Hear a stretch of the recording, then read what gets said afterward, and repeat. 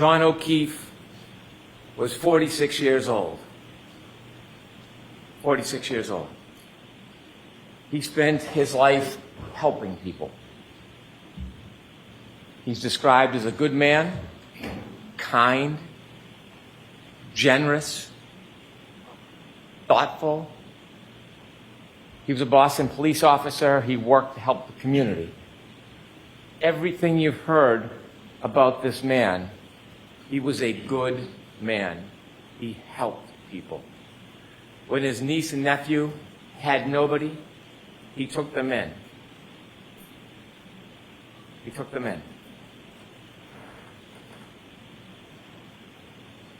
John O'Keefe seemed to be the type of person who would help anybody at any time.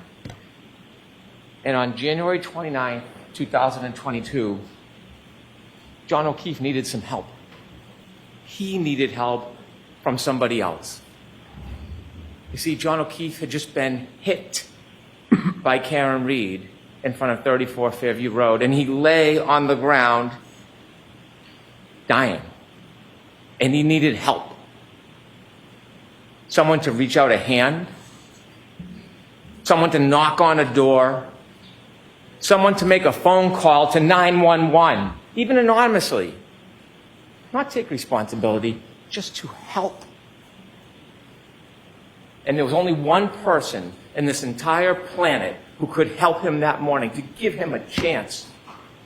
Maybe it was a 33% chance if he met the Isaac Wolf of the world. But to give him a chance. And that one person who could help him that morning was this defendant right here, Karen Reed. And she made a decision. In her Lexus with the shattered taillight, debris field all over the front yard, and John O'Keefe lying helpless like a child on the front yard, she made a choice. She didn't call 911. She didn't run to his aid. She didn't knock on a door.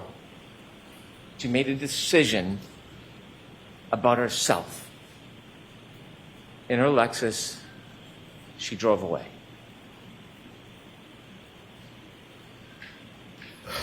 She was drunk.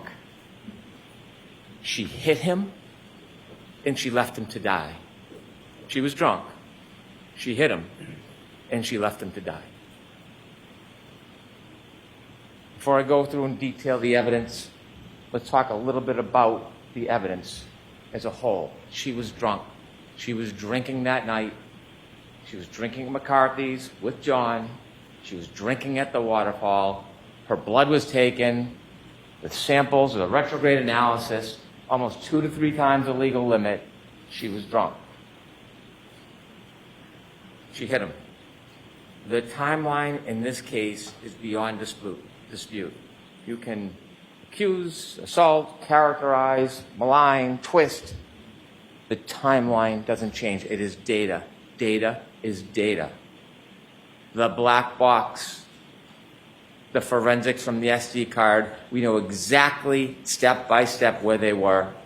We know in that window she hits him because he never moves again. His healthcare data. The temperature on the battery of the cell phone, the physical evidence, the debris field, the DNA, the hair. And then she left him to die. He had a basal skull fracture, counter coup. You heard all about it when the back of your head hits the ground and the brain comes forward. Dr. Wolf told us the reason why they have level 1 trauma centers around the country is because people can survive this injury if they get help. That's why they have this care. That's why they have these hospitals. But you gotta get help. You gotta get help. And if you don't, you develop symptoms, ecchymosis, raccoon eyes, your brain swells, and you die.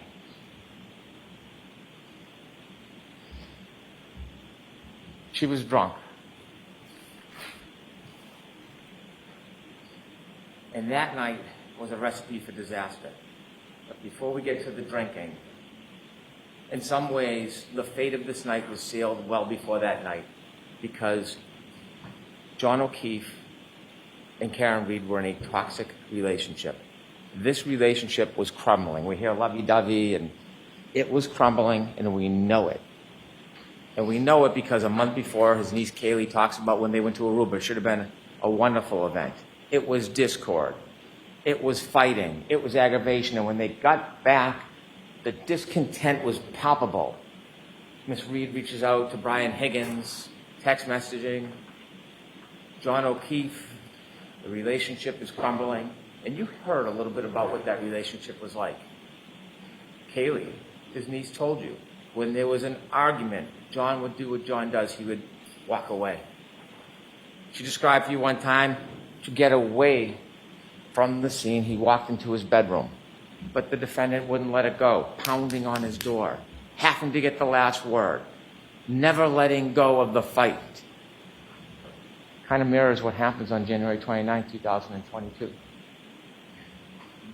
And maybe outward appearance, they got along. Maybe sometimes quietly they got along. But behind closed doors, relationships have up and downs. We have a bird's eye view into the relationship on January 28, 2022, because we have the text messages. Not so lovey-dovey. The relationship is almost over. The tensions are simmering beneath the surface. They are not getting along. She believes Mr. Keefe is already halfway out of the relationship and he's not into it anymore. You will read them, you saw them. This relationship was unstable and at its end. And so fast forward that night. That night, after this discord, after the arguing, they go out and what do? They drink. And they drink a lot.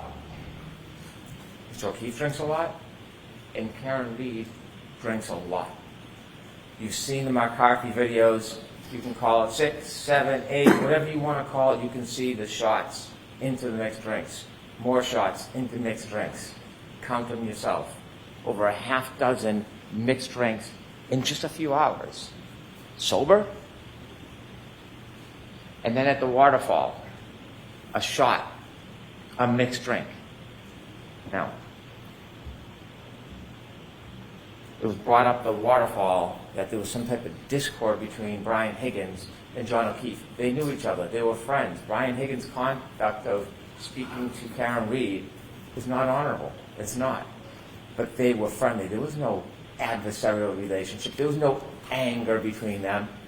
What we heard is they barely greeted each other. Could we have slide 1, please?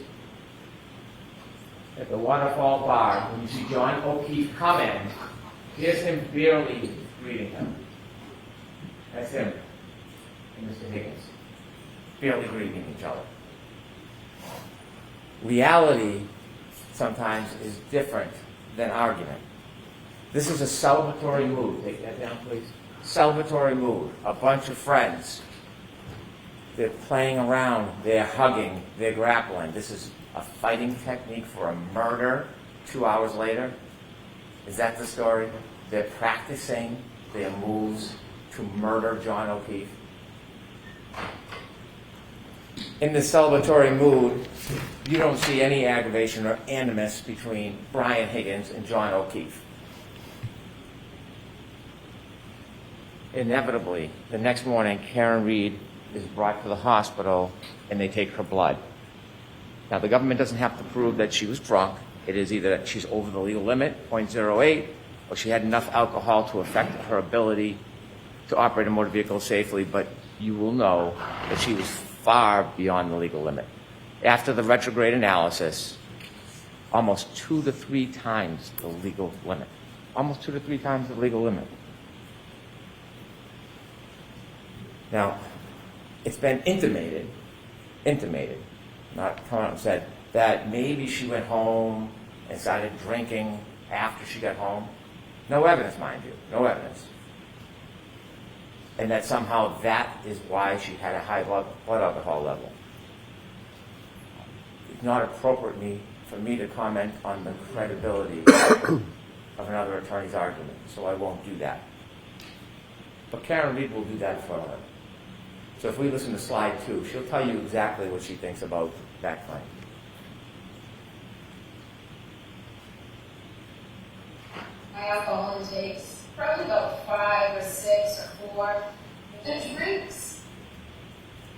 they were pouring me at McCarthy's, which is where I consumed most of the alcohol, was the weakest fucking time.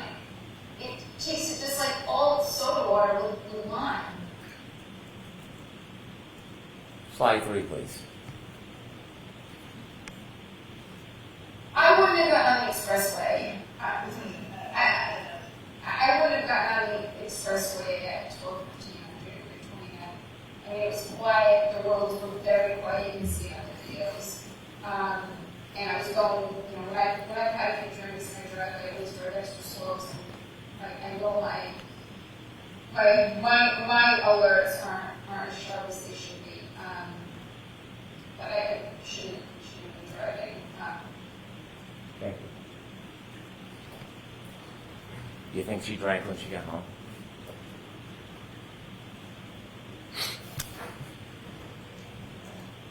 When they leave the Waterfall Bar at 12:12, you see a video, you have it in evidence, there's a still photo of John O'Keefe holding a glass.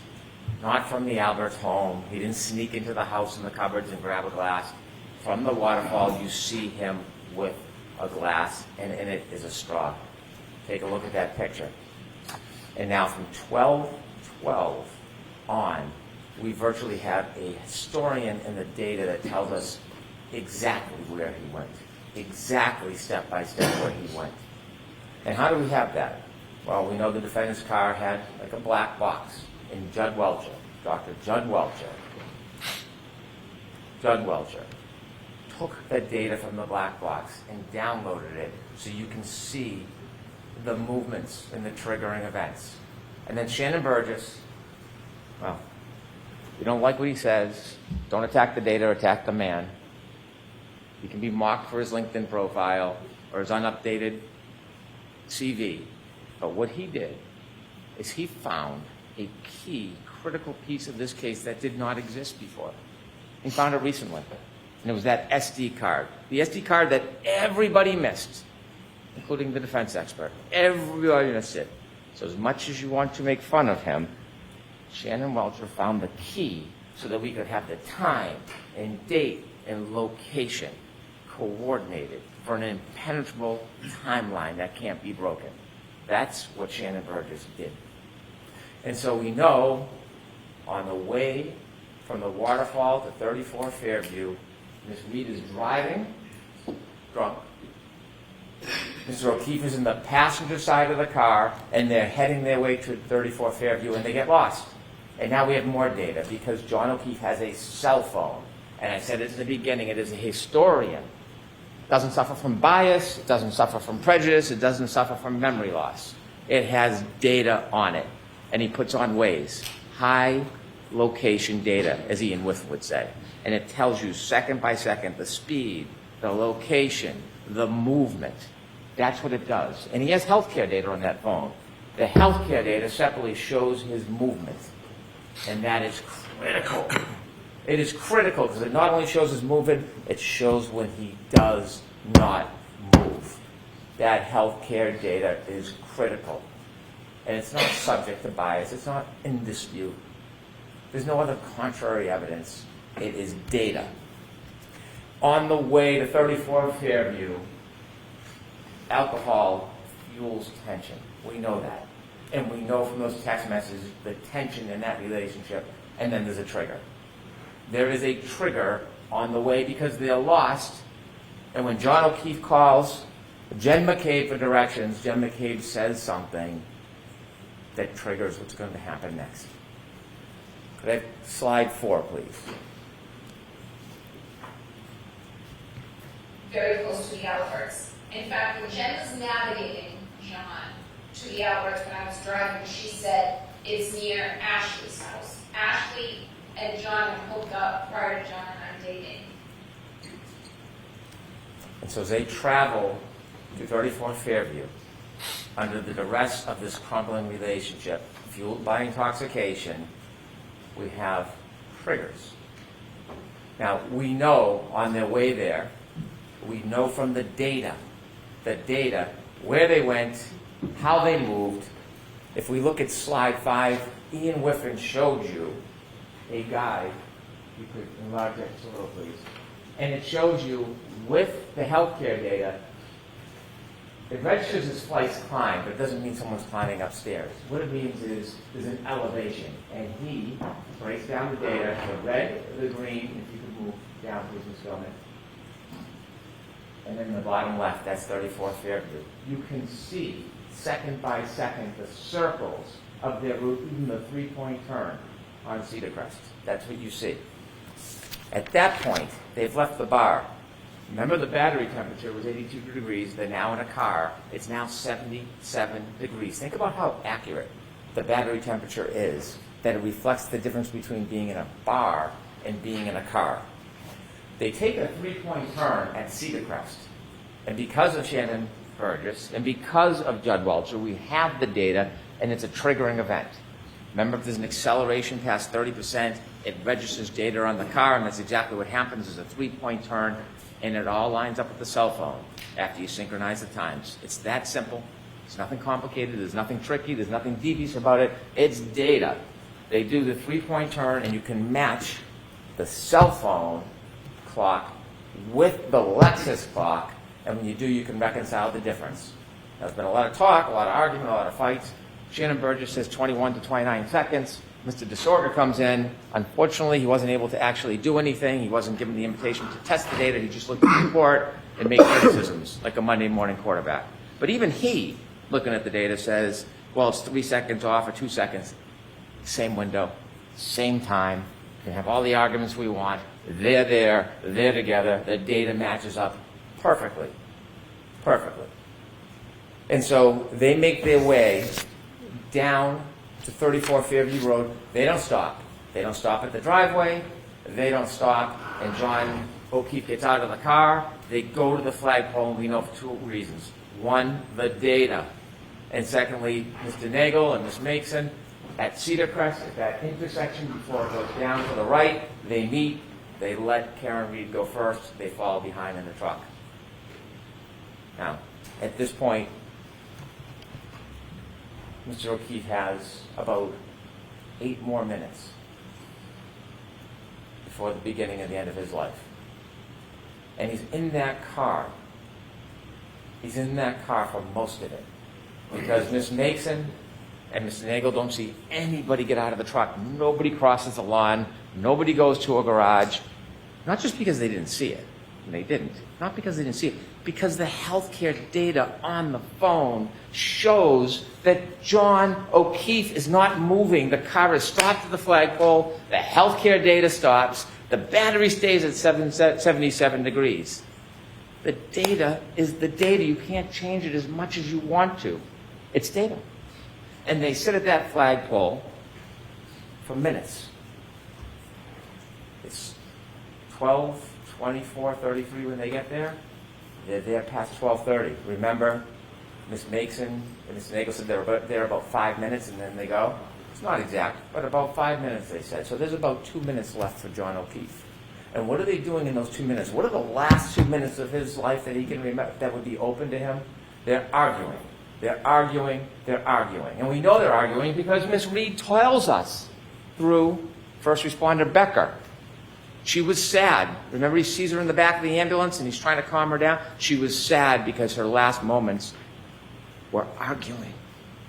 They're in an argument. That's why they're not going in the house. But John O'Keefe decides to get out of the car, and we know because the dome light goes on. That's what happens when you open a door. Whether he's bent down, he's standing outside, or on the other side, the dome light is on. And then you see the data. John O'Keefe begins to move.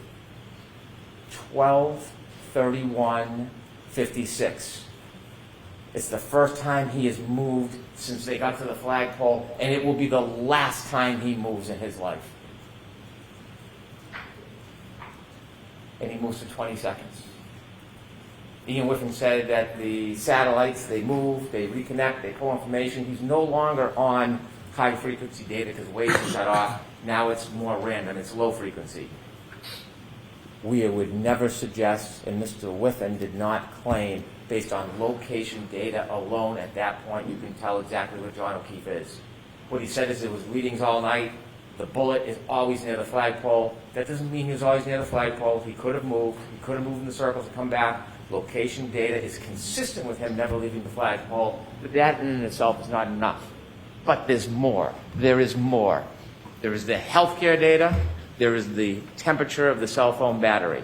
And so he moves for 20 seconds. It turns west. It does not say he walks to the house. That's not what the data says. It doesn't say that he goes straight line and he walks over to the door. In fact, could he even get to the door in 75 feet? Could he get there?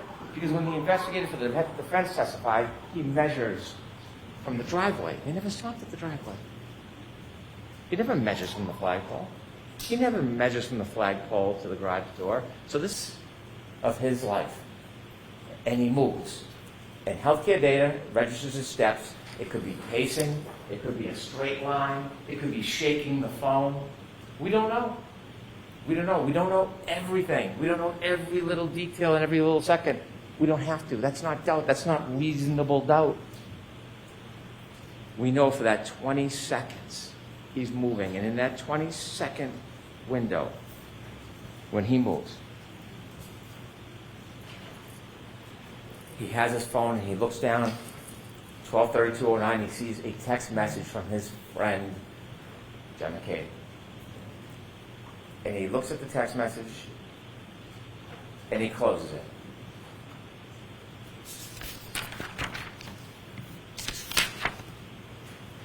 And then it happens. We know from the uncontroverted data from that black box, we know that Karen Reed, after he gets out of the car, drives away. She drives for at least 33 feet away from him. He's back near the flagpole. She's gone. It's over. Whatever argument is over. Whatever anger and flame has been dispassioned, she's moved on. He's separate from her. He's safe. And then she makes a decision. That's what this case is about. Then she makes a decision. She could have driven home. She could have broken up with him. They could have talked about it the next day. Or like knocking on the door, like Kaylee said, getting the last word. She doesn't drive away. She takes that 6,000-pound Lexus and she makes a decision. And the decision is that she steps on the gas after banging it into reverse. Before we talk about what happens next, I want to talk to you a little bit about the charges in this case. And I hate to digress, but it's important so we really understand what we're talking about here. I have no authority to talk about the law in this case. The Honorable Judge Cannoni will do that. But I want to talk to you a little bit about the charges. Don't rely on my interpretation of the law. It's the judge who has that special power. But I want to explain to you a couple things so when you think about what happens next, you can really assess the facts of this case with the charges against Miss Reed. She is charged with second-degree murder. It sounds ominous. It is. It's a serious charge, second-degree murder. When most people think murder, they think shooting or stabbing somebody. It's natural to think that. Second-degree murder is different. It's not first-degree murder. I told you at the beginning of this case, I told you that we were not going to suggest or try to prove that Miss Reed intended to kill John O'Keefe. That was never part of this case. We're not claiming that. I told you that we were not ever going to try to prove that she even intended to hit him.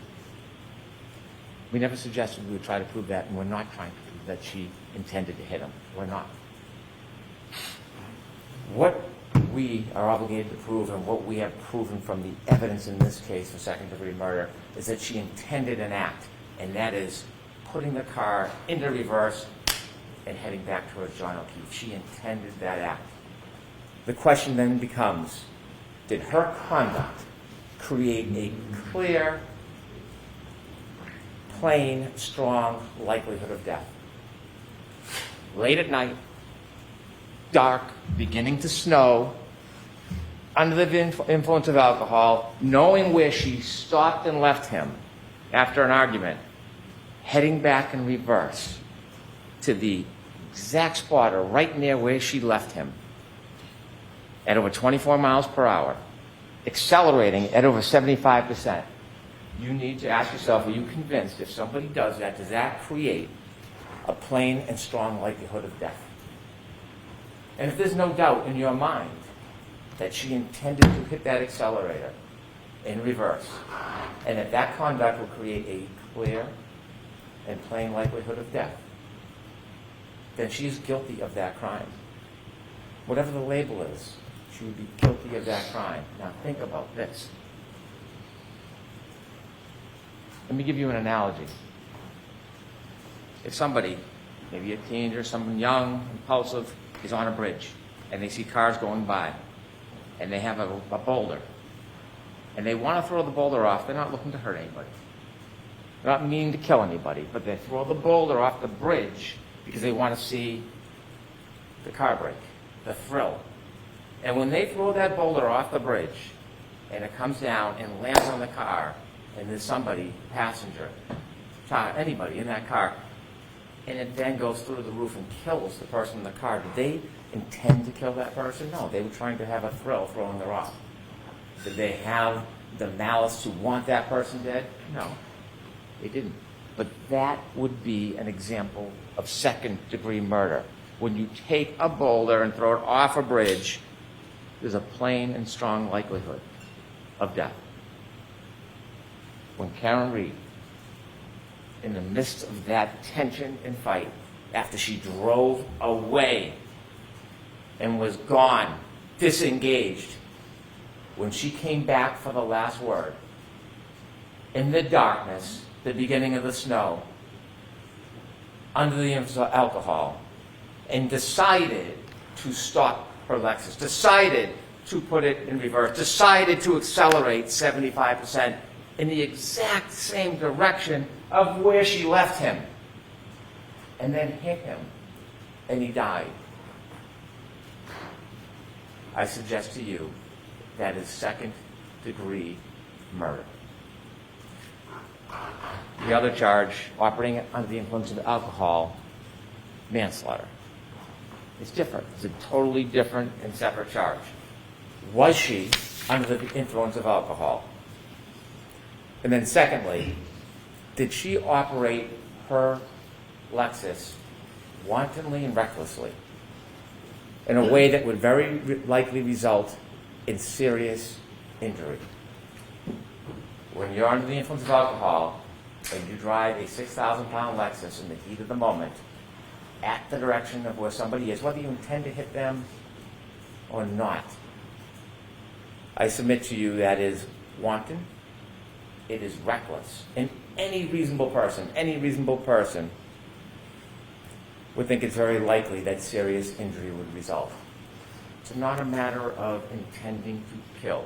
It's not a matter of intending to hit. It is the conduct of the operation and the risk that is created.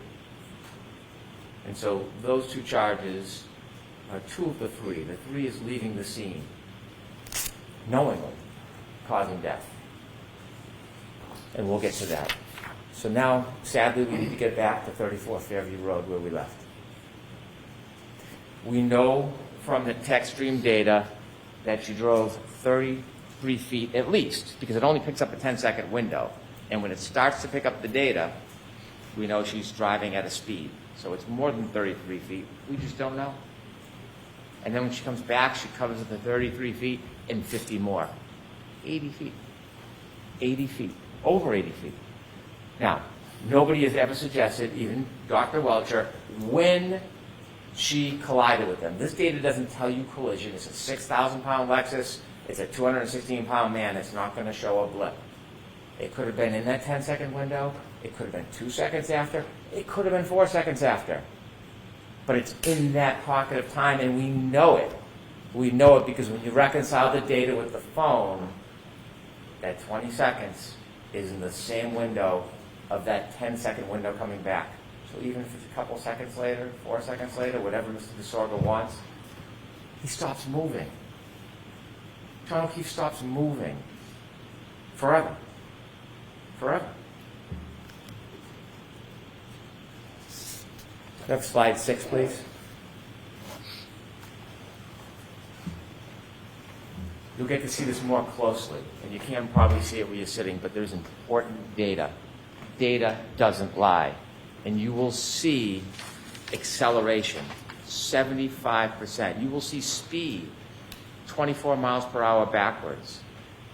You will see distance, over 80 feet. That's what you're going to see in this data on that night. Anger, although not necessary in any of these charges, anger can be inferred for somebody to come back that hard, that fast, that reckless, that obvious, likely to create a plain and strong likelihood of death.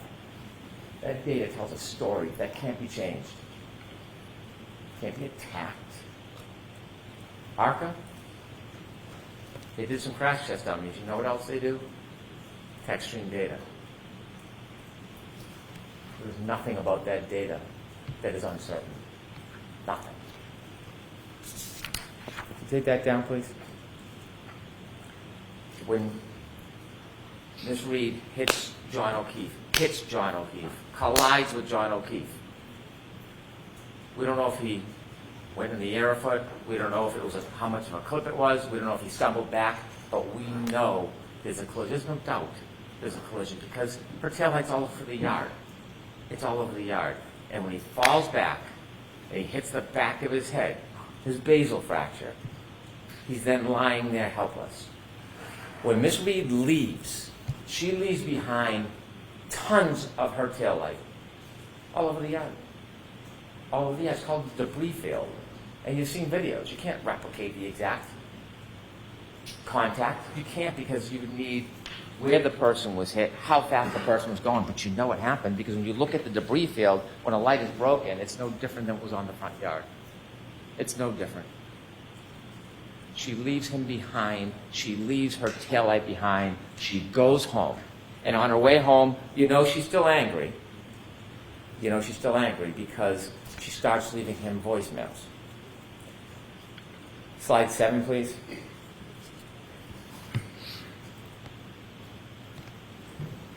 Healthcare starts at 12:31:56. 12:32:04 to 12:32:12 is the data which is adjusted when you reconcile the clocks and the Lexus. 12:32:09 is when Mr. O'Keefe closes his phone after looking at Jen McCabe's text. 12:32:16 is his last steps. Mr. Disorder says that red range should move a little bit, 2 or 3 seconds. They can move it 4 seconds, 5 seconds. It doesn't matter. It's all in the same window. It doesn't change. If we could have slide 10, please.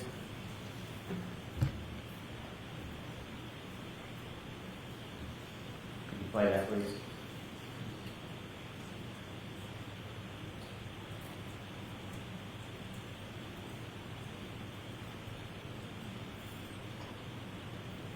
Thank you. Each one of those pegs represents 10 feet. You can't place that car where it was in front of Fairview. You just can't. The data doesn't tell you that, but that tells you the movements of that car. Now, as John O'Keefe sadly lays on the ground, abandoned, you're going to have to ask yourself a question for charge number 3, leaving scene knowing somebody was injured and then died. You're going to have to ask yourself, is there evidence that Miss Reed knew that she had hit him? Don't need to prove it for murder 2. Don't need to prove it for OUI manslaughter. But for the 3rd charge, Commonwealth has to prove beyond a reasonable doubt she knew she hit him. We weren't there, but there was an eyewitness. There was a guide. And that eyewitness tells us that she knew. And that eyewitness is Karen Reed herself. She tells you that she knew. Could we have slide 8, please? Could I have hit him? Did I hit him? How could that have been? I mean, I don't know what that could have been. It was howling wind. I had YouTube blasting on the stereo, and I thought, did he somehow try to flag me down, which was the reaction I was hoping to garner as I slowly pulled away from the house. Did he come out and maybe trip or bend over to pick up his cell phone, and I ran over his foot, and then he passed out drunk? I mean, I didn't think I hit him, but could I have clipped him?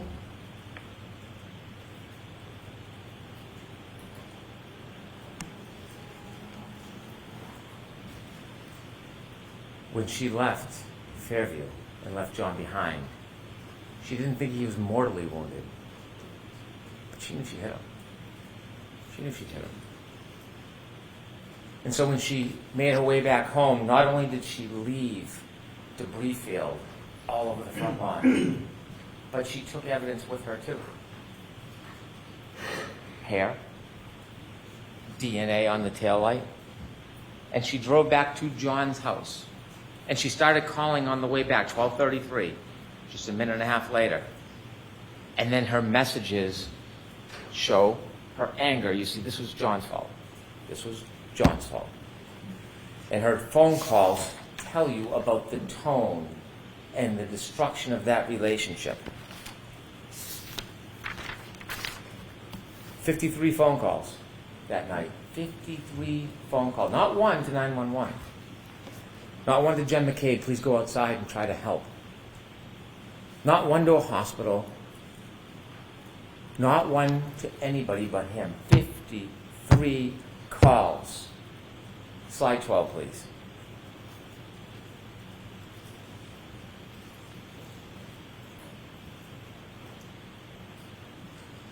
Can you play voice no one, please?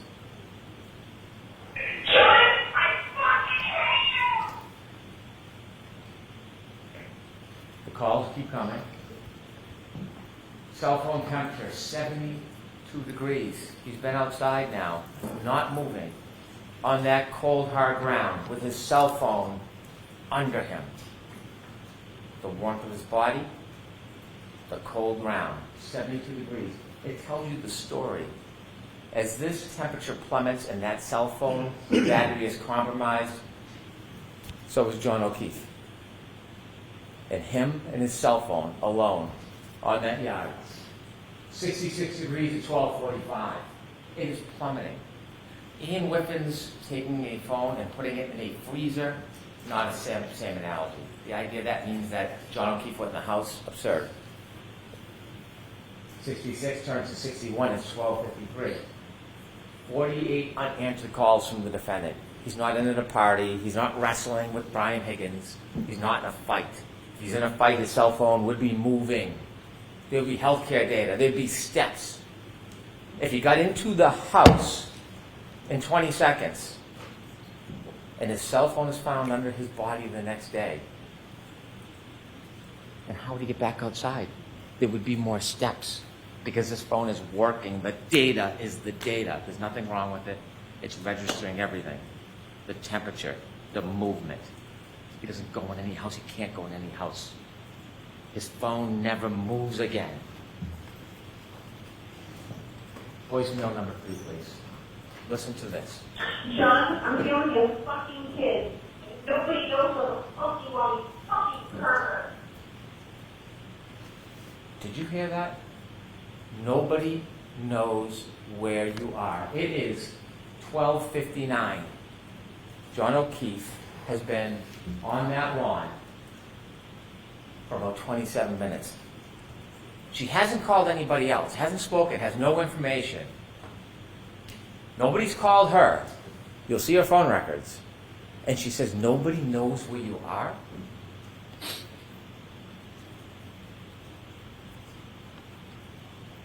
She knows. She knows. Nobody does know where he is. Except her. Except her. Why is she asking nobody knows who you are? She is starting to get panicked because she knows she hit him. Not suggesting she meant to kill him or for him to die, but she knows she hit him and now he's not responding and she's getting nervous and she's getting anxious and she's leaving call after call after call. He's not answering. He's not calling back. He's not even picking up the phone. And we know what's happening at this point.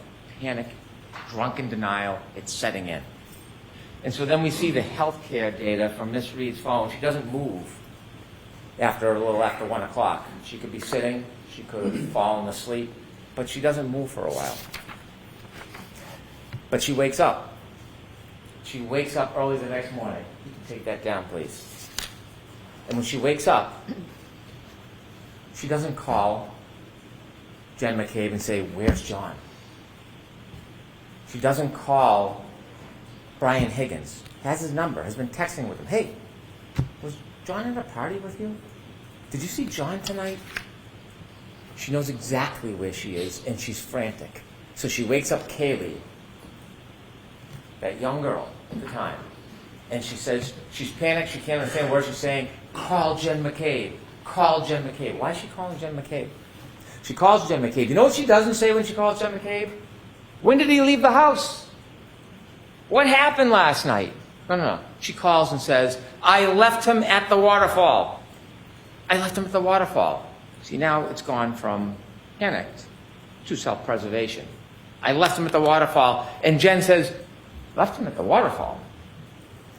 We saw you in front of the house. Click. Hangs up. Hangs up. So then she calls someone that she doesn't know very well. She calls Carrie Roberts. But now she has to pivot because someone has seen her in the exact spot that John will be found soon. Whether she's the first one there or somebody else, John will be found. Maybe Lucky missed him. It's a snowstorm. You can't see.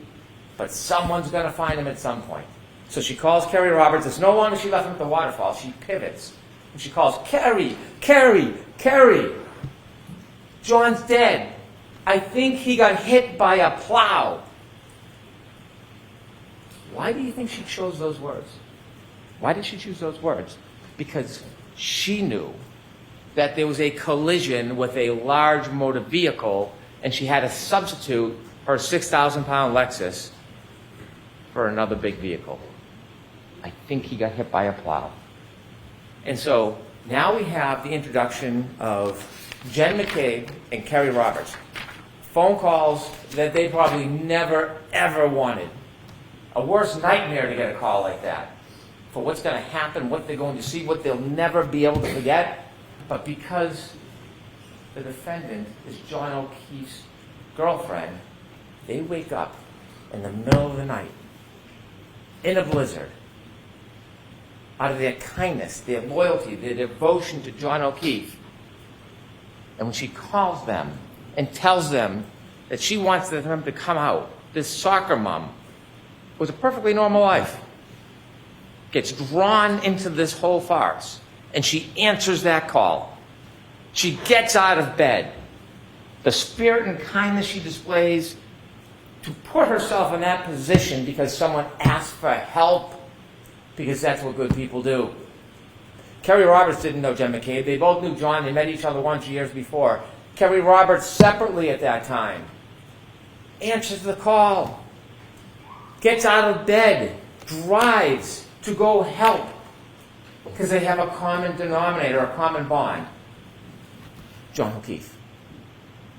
And so you hear and see at 5:07 the defendant leaves Meadows. She leaves. And Kaylee is behind waiting. And you see her back up, and Judd Welch just showed you all of those demonstrations where you could see the unsettled snow in the back, and after the bump you can see the pieces missing. No taillight. There's no taillight on the ground, all the white snow. There's no crack, there's no break. It's a nudge. It's a nudge.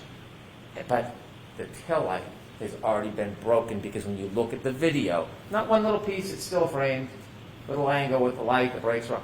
You take a look, you'll be able to slow it down. You'll see the exact same piece is missing. Because it's back at Fairview. That's why it's missing. It's not there, it's back at Fairview. And then she leaves at 5:07. She gets to Jen McCabe's about, 5:35? 28 minutes. It's about a 10-minute ride. Where did she go in 28 minutes? Where did she go? We don't know. We don't have data for that. But we know when she gets to Jen McCabe's house, she is panicked, frantic, out of her mind, screaming, waking everybody up. Jen McCabe comes down, can't understand her, going out to the car to try to console her. Why is she so frantic? Why can't she speak? Why can't she say a word? Because John went out and had a drink and fell asleep on a couch? Because John would maybe be cheating on her? What is causing this extraordinary duress? Did she stop somewhere on the way by? Did she just see death? Kerry Roberts comes, take charge kind of person. She pulls him behind. She sees the broken taillight in Jen McCabe's driveway, and she decides she's going to commandeer this. We're going to back to Meadows. You're going to follow me. Leave the car. I'll drive. At this point, Jen and Kerry don't know each other. They've only met once. And they go back to Meadows. They obviously don't find John because he's back at 34 Fairview. And then they start their way towards 34 Fairview. They start driving towards 34 Fairview, and they're looking. And you heard from Kerry Roberts, Jen McCabe, they're looking out the window. They can't see a thing. The snow, the blizzard, the weather, the darkness, they can't see anything. And they're driving, and they decide they're going back to 34 Fairview. And this is remarkable. This is remarkable. When they start their way past towards 34 Fairview, they get close. And when they get close, they can see nothing. But the defendant screams, "Stop! Let me out!" And they look around and they say, "What? Let me out! Let me out!" She does not see John O'Keefe. She knows where he is. She knows exactly where he is. She knows where to find him. She knows where to expect to find them because she knows where she left him. She tells us. Slide 13, please. Driving Jen's in the passenger seat. And I described this to everyone. So you've probably heard this before, but John looked like a buffalo on the prairie. It was just a lawn and a heat that it wasn't a bush or a hydrant or a dog. It was a weird shaped lump at that time in those elements. And I was looking to find him on the side of the road. I was expecting I'd find him. Thank you. A weird shaped lump in a blizzard, and you equate that to John O'Keefe? A weird shaped lump, not like a bush, and that is John O'Keefe? She tells us she knows where she left John O'Keefe. And so they go over to Mr. O'Keefe, Kerry, and Karen. And she's upset, there's no doubt. I am not for a second trying to deprive her of the unrest and the trauma that is happening at this scene. Doesn't change what happened before, but I appreciate the trauma. And they're trying to help him. And guess what happens when they first move him around 603, 604? Ian Whiffen, data. The cell phone battery gets the cool air, presses on the battery, the cell phone battery drops. Healthcare data, he has not moved since that 22nd, hasn't moved. They start shaking him. You're going to see, when you look at the records, that healthcare data starts to move. He's been there all night. All night. Nobody else. Her. And so when they try to help him, she says something that is remarkable. She says, there's a piece of glass stuck in his nose. And she plucks it out. And she says when she plucks it out, blood spurts out.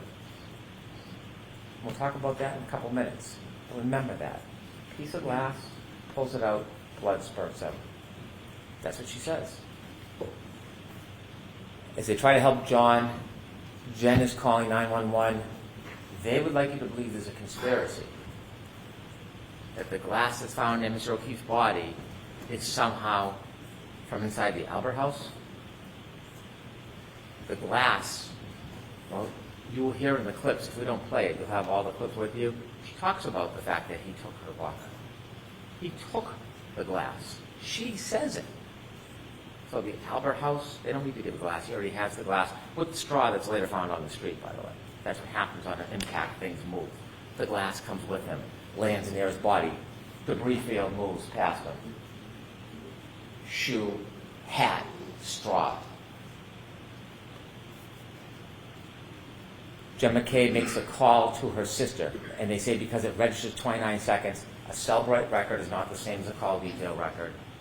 There is no evidence there was a conversation. No lights go on. There's no conspiracy.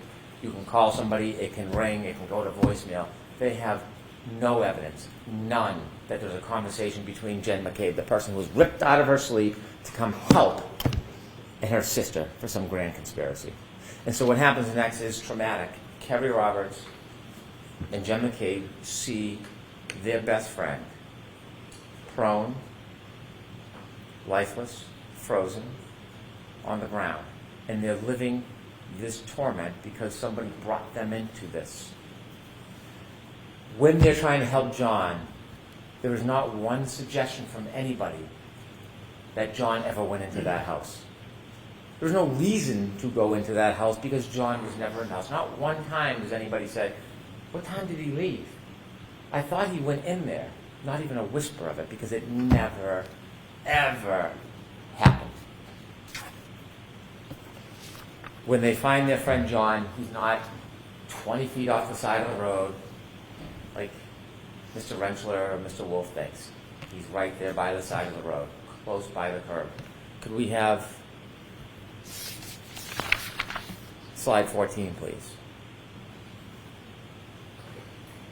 You can see there's Kerry Roberts' vehicle, and then on the left, you can see where they're working. Right off the road, that's not 20 feet. That is a clip, a stumble, and a fall. And remember, when John O'Keefe fell, there wasn't snow. It was just the beginning of a dusting. It was the cold, hard ground. Remember what Dr. Isaac Wolf told us about cold, hard ground? It causes this type of injury all the time. All the time. If we could go to slide 16, please. Remember the glass in the nose? The glass in the nose. See on the bottom left, that's where the Canton Police Department found the glass that he took from the car, from the waterfall.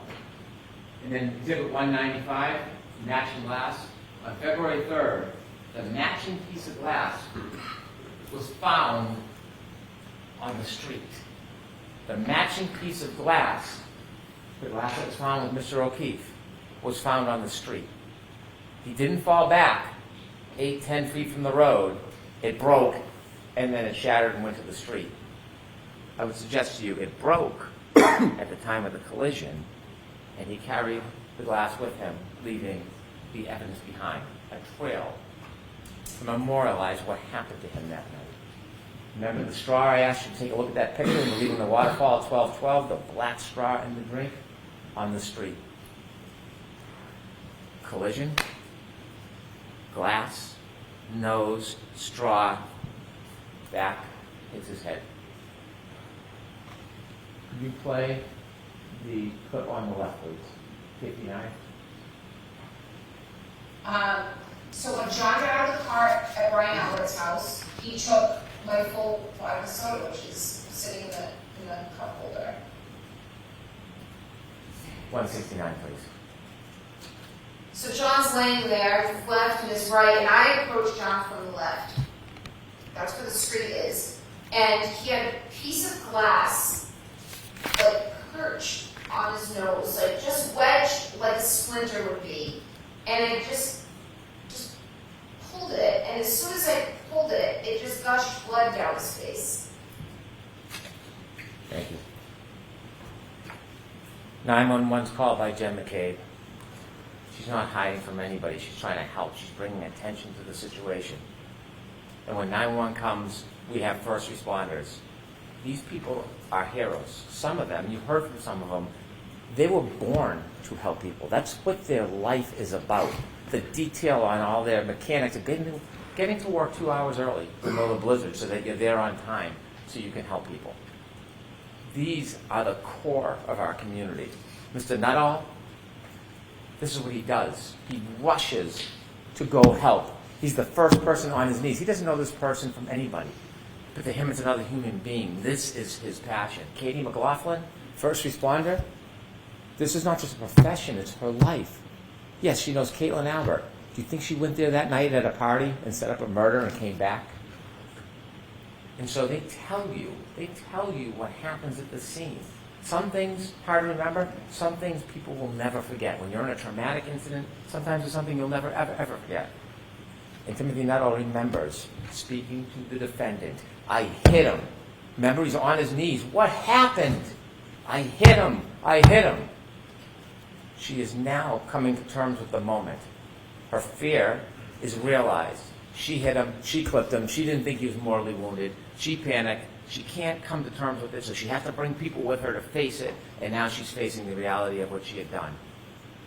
And her emotion is overwhelming. I hit him. I hit him. She speaks to Miss McLaughlin. I hit him. Not did I hit him, could I hit him, perhaps I hit him. That was earlier. Now she's recognizing what she did. I hit him. And these people are making it up. Anybody that says anything adverse or inconsistent or inconvenient is a liar or a perjurer or in on a conspiracy. Or is it that these good people who went there for a total stranger to do their duty to help happen to remember that she admitted what she had done? I know that doesn't reconcile with the boogeyman Proctor and the bad government. I know it doesn't reconcile with no DNA on this piece or that piece. I know it doesn't reconcile with everybody setting up the girl. I know that doesn't reconcile. But the reality is you have independent, core people who hear her say, I hit him. I hit him. And the attempt is to betray everybody. That's a liar. But you don't have to rely just on these good people, although you should. You should. You don't have to, because we have a guide, and it's Karen Reed. Slide 17. So I must have said was, did I hit him? I know I said I hit him, but did I really say this many times as law enforcement's claiming I said it? Thank you. I know it doesn't fit the theme, the theory, the story, but she tells you herself. She endorses those good people exactly what they had heard. She tells you herself she hit him. It's undeniable, it's unmistakable, it's inconvenient. But the truth has a way of seeping up to the daylight. It can be oppressed and suppressed and pushed down and covered and twisted, but it rises. It rises. And it is not a coincidence. There's no coincidence that Mr. Nuttall and Miss McLaughlin hear exactly that. She tells you. And Jen McCabe, when she's sitting next to or standing next to Miss McLaughlin, she tells you that she saw or heard the same thing. Remember what happened to her in the stand when she had the audacity to say, I heard her say it? What happened to her? This woman who never even wanted to leave her home that day, pulled out into a storm to see her best friend dead. What happened when she had the audacity to say that? And now we know that the defendant herself said the same thing. And the funny thing, the ironic thing is, you will see in a photo when Miss McLaughlin, the firefighter, was speaking to the defendant, Miss McCabe was next to her. Miss McCabe was trying to protect her, trying to shut her up. Don't talk, you're upset, stop saying crazy things. The villain of this story was trying to help the defendant from incriminating herself. The irony.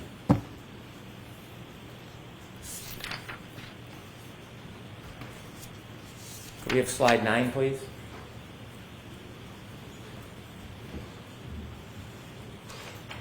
This is the battery temperature. You're going to have a chance to look at it. If it wasn't so tragic, it is interesting. It is interesting if you like data. The 29, 12, 13, they're leaving the waterfall, 82 degrees, 12:22. In the car, 77 degrees, 12:37. About 3.5 minutes after the defendant collides with John O'Keefe, it's starting to go down to 72, 12:45, 66, 12:53, 61.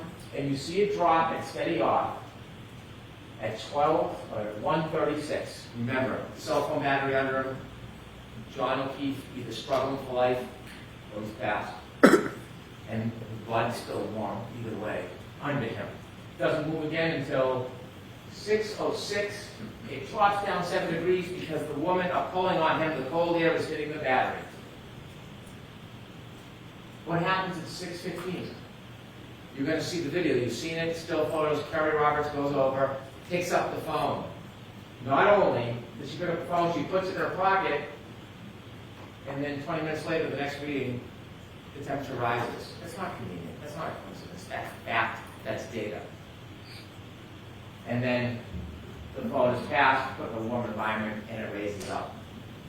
6:15. How can someone conspire to pick up a phone on the side of the yard that was under Mr. O'Keefe's body at 6:15 and know the battery temperature was then going to rise? And not only did the battery temperature rise, when you look at the healthcare data, at 6:15 when she picks up the phone, you know what happens to the healthcare data, right? It starts to move. It's data. It's data. So, while they're going through this duress, the defendant asked Jen McCabe for yet another favor. Look up hypothermia. Find out how long it takes for someone to die in a cold. And there's Miss McCabe in her winter jacket, soccer mom, trying to help. She has MS. Her hands aren't working. She's trying to type in what's happening during that time. It's a frantic scene. She tells you that. The defendant then wants to run back to the ambulance, so she goes with her, never finishes or completes the input. And then she tries it again. At 6:23, at 6:24. That's what this woman did that night, that morning. Not only for a friend, for her.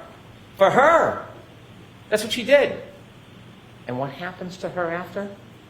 Because the timestamp, when you open the timestamp, it's at the time it's open, and she's in bed at 2:27 looking up Hockomock Sports because she is so interested in the kids' sports, and that timestamp stays open. And she goes to that tab the next morning when she puts in how long to die in cold. And that is being portrayed that she's in a conspiracy. She gets vilified as a murderer, a soccer mom who came to help. It took Ian Whiffen 5 minutes to show you a live demonstration on how simple that works. That she's not deleting anything. Jessica Hyde told you it's automatic deletions over time. You usually can't delete that information. That's not a click and swipe like the good Dr. Wolf from Arca knows how to do. This can't be erased. But they still hold on to this. As they argue to you and all the injustices that have been done, they tell you, they want you to believe, or take a flyer on the fact that she looked up how long to die in the cold at 2:27. It is an absolute contrary to the science. There's no basis to support it, but they stand here in front of you. Why? Because every time they say something like that, you look the other way. Don't look at her. Look the other way. 2:27, look the other way. Don't look at what she did. Former Trooper Proctor, look the other way. Don't look at her. Every time they make those, oh, she got the glass from inside the Alberts, maybe in the basement. Look the other way. Don't look the other way. Look at the facts. Look at the data. And it all leads to one person. There's no grand conspiracy. It leads to one person, the defendant. And it's not just the data and facts. It's her herself. Let's talk about Mr. Proctor. You were invoked with this emotion early in the opening that this is a cancer. That's a tough word. Try to evoke that primal reaction, disgust. I'm not saying you shouldn't be disgusted by the text messages. You should. You should. They're not defensible. I don't stand here and defend impropriety. I don't. But that doesn't change the physical evidence, the scientific evidence, and the data. He was terminated. He paid a penalty. He was held responsible for what he did. He should have been. He should have been. But that doesn't get a free pass. That doesn't change the facts. It doesn't change the physical evidence. It doesn't change the science. It's unfortunate. It's distasteful. It's dishonorable. Remember, Trooper McKennick was asked, was the investigation with honor and integrity? And he said it was. Was Trooper Proctor's effort honor and integrity? And he said it was integrity. But he never said honor. That's a man of honor. Military service, dedicated to his country, highest level of clearances to the President of the United States, now a state trooper. He would not say that Trooper Proctor was honorable. Because he wasn't. He wasn't. But that does not change. It doesn't create a conspiracy. Doesn't invent a dog. It doesn't make somebody in a house something they're not. It just doesn't. When you read those text messages, they're hard to look at. It's unfair. It's unfair. And if there's a penalty more than being fired, well, maybe that penalty would be deserved. But it has nothing to do with the justice in this case. It just doesn't. There's not one piece of evidence, not one, that we can look at and say, this was tampered with. This was planted. This was distorted. Remember when we introduced the taillights at the beginning? I didn't introduce 3 of the taillights, but then the defense did, so I put them in.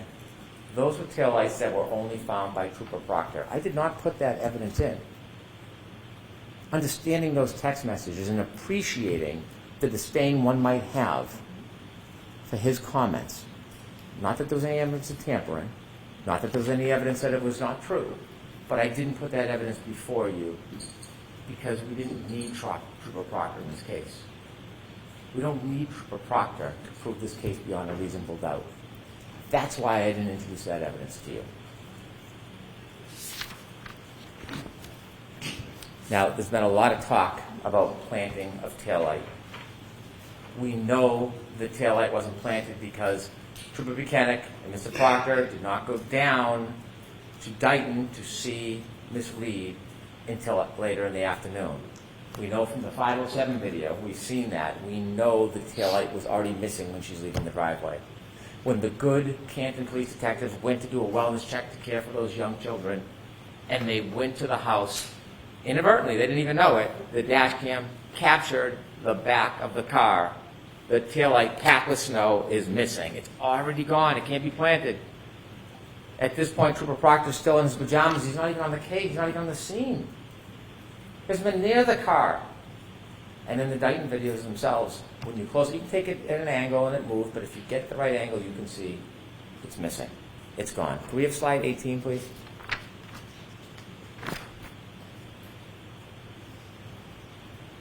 .507. You can play any angle you want, but if you look at this angle, it's gone. You don't plant. It's already gone. You know where it is? 34 Fairview Road, on a debris field. January 29, 2022, 823. Look at the right-hand side. Look at the left-hand side. It's packed with snow. It's gone. It's gone. And the same thing when you do the videos, it's a different angle, a little smaller, but if you play that and watch the lenses go up and down and slow it down, you'll see it expands. It's gone. So when you have Dighton Officer Barrows come in here and try to tell you what he saw in the salad bar, couldn't have been it. You got to ask yourself, what interest does he have coming in here in this case? A lot of attention on this case, a lot of people watching. Comes in after, of course, driving all the way out to the defense attorney's hotel to meet in a conference room so he can get a subpoena. He spends 2 hours driving up and back so that he can conveniently get a subpoena that tells him to appear, which he could have got by fax or in the mail. And so when he comes in, what he says is, that's absolutely not what I saw. Absolutely not. And then he claims at the last time he testified, he had made the same statement. I showed him his transcript. And did you see the redness creep over his face? He never said this before. In fact, he testified to the opposite. And so he sits on the stand with a new story after a meeting. We don't know why. But then I show him that bottom right photo with the snow, with it missing. And I say, is this the way it looked? It's, of course, before the snow melts out in the salad court so that you can see it unexposed. And he says, yes, he had to agree. This taillight was gone. There's no boogeyman. There's no plant. There's no Higgins at the salad court. There's no one tearing out pieces. In fact, remember I played you a clip and you'll have it where the defendant says, I was picking out pieces, it was crashed in, the bulb was showing, when I was showing Kerry and Jen, when they went back to Meadows. If you don't remember, listen to that clip, you'll hear it. Unfortunately, there's no ring video when they go back to Meadows. There's a ring video when she leaves, there's no ring video when she gets back. And so, now when we're trying to look the other way, we want to find a dog bite. So enter Dr. Russell. Dr. Russell, according to her, nice woman, nice doctor, very accomplished. I respect that. She's the only dog expert in the world. The thing is, we know no idea what that expertise means. She volunteers for the job. She wants to be here. It's on her profile, but she can't explain methodology. What are you looking for in a dog bite? She can't tell us. It starts a year ago that it's claws, it's teeth, and then it's claws, then it's teeth, then it's I don't know. And then when you look at each of the different parts of the abrasions, she says, well, I can't tell if I look at each one of them, but all together it's a dog bite. It's a dog attack. That is the masterful expertise that the defense has bragged about bringing in. Dr. Russell telling you, because she says this is a dog bite. She has never been in a forensic situation where she's looked at a wound and identified it as a dog bite before. This is the first time, the only time she's ever done it. And what she says is these are not punctures. Punctures means it goes into the skin, a wound. There's no punctures. And she's sure because she's an expert, so you should rely on her because she's coming in saying she's an expert and she's being presented. Yet, after saying there's no punctures, Dr. LaPosada comes in and she sees punctures everywhere. It's an animal attack. It's a dog. How is it? No method, no methodology, no history of this, no prior testimony that we know of other than arbitrarily what she says. And she says the exact opposite of Dr. Russell. Why is that? How does that happen? So obviously there is no science to looking at an abrasion and saying where it came from. They give us no detail. They give us nothing that we should rely on. They contradict each other. It's just to get you to look the other way. And so we have now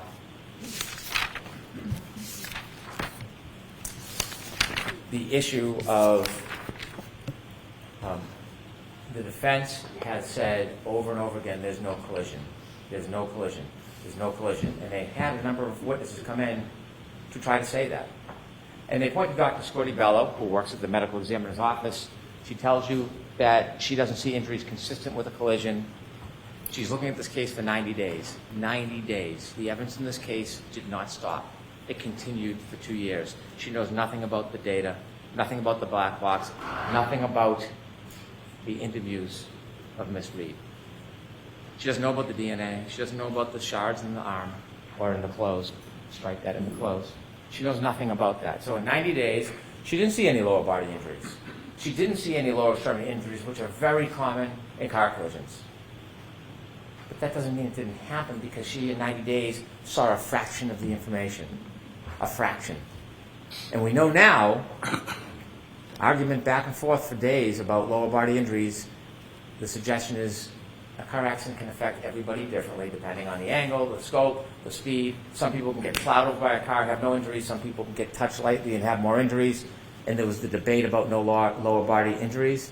Well, ARCA dispelled that in their dummy test, that you can have a collision with no lower body injuries. They did that for us. Thank you. And so the idea that at the time, in 90 days, that she doesn't have enough information to say consistent with a car accident doesn't mean there was no car accident.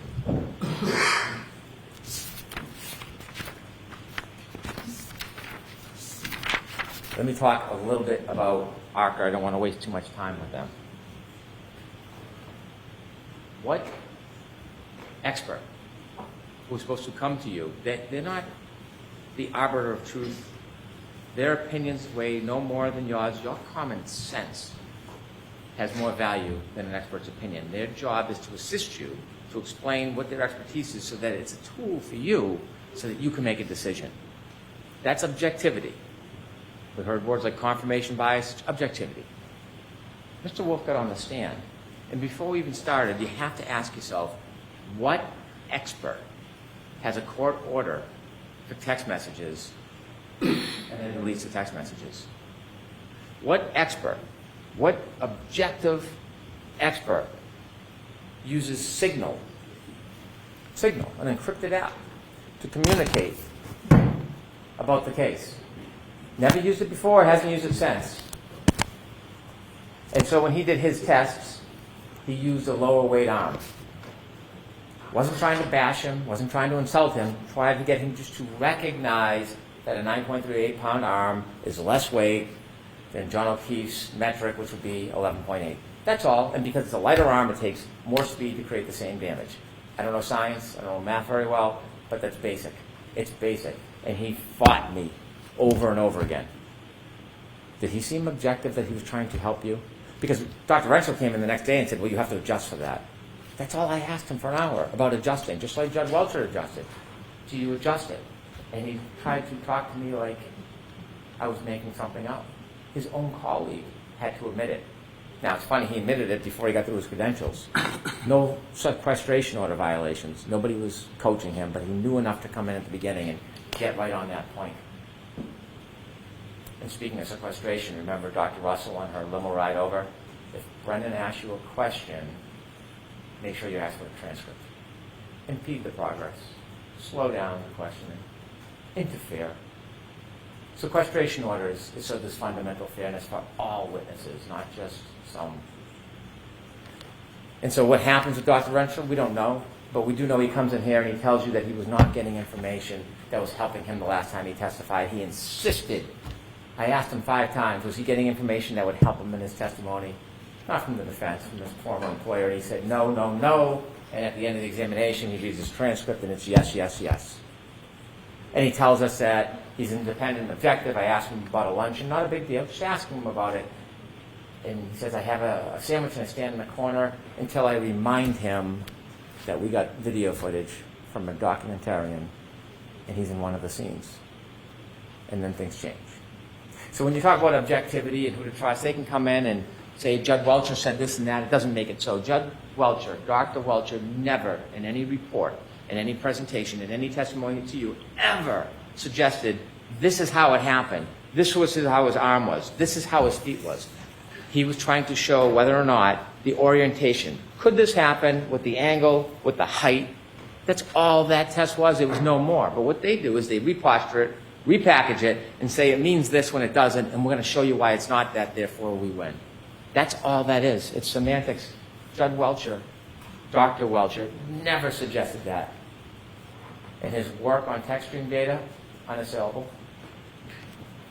And so what we have, inevitably, is we have a timeline that never moves, data that never changes, physical evidence that can't be put in that spot without a collision. We have, inevitably, proof, without any doubt, that on January 29, 2022, Ms. Reed was with Mr. O'Keefe, and she got drunk. She drank. She was 2 to 3 times over the legal limit. And they went to a party, an after party, and they were fighting. They were fighting. It was a relationship in decline, and he got out of the car, and he had a brief window of life left. And when he got out, and she drove away, she couldn't let it go. She got drunk, she hit him, she left him to die. It's that simple. We don't know exactly how this collision happened, but we have a good idea from the physical evidence, and we know that it happened. Can someone have a collision without lower body injuries? Could I have slide 19, please? You bet they can.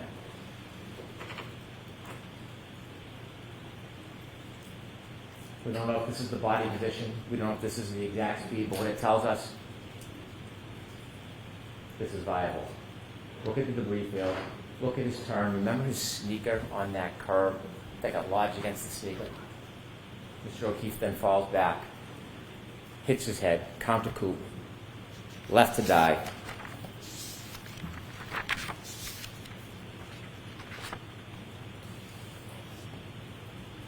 Thank you. Ladies and gentlemen, there is no doubt what happened that night. There is no doubt who did it. You have a very difficult task ahead of you when you consider the evidence and you consider the law. Very difficult. There are 3 charges. There is second-degree murder. Ms. Reed, when she chose to drive back at Mr. O'Keefe in that night with a 6,000-pound Lexus, in that anger, 75%, whether she meant to hit him or not, didn't mean to kill him, she hit him. Straight, it is a plain and strong likelihood of death. You would never back down your driveway if your kids were at the end of the driveway. You'd say, well, you're going to kill somebody? You would never do it because you would expect, if you drove at them at that speed, that someone would die. That's second-degree murder. OUI manslaughter, she's drunk, she was reckless. She doesn't even have to know she hit him. She doesn't even have to know she hit him. But she did. She did. And she left a man who was kind and generous and thoughtful. She left him alone. She left him alone to die. Could I have slide 22, please?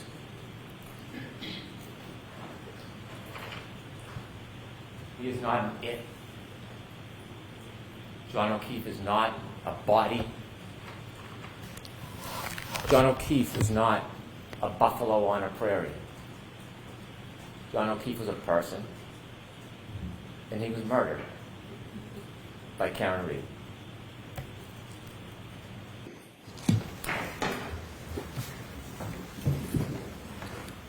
There was no collision.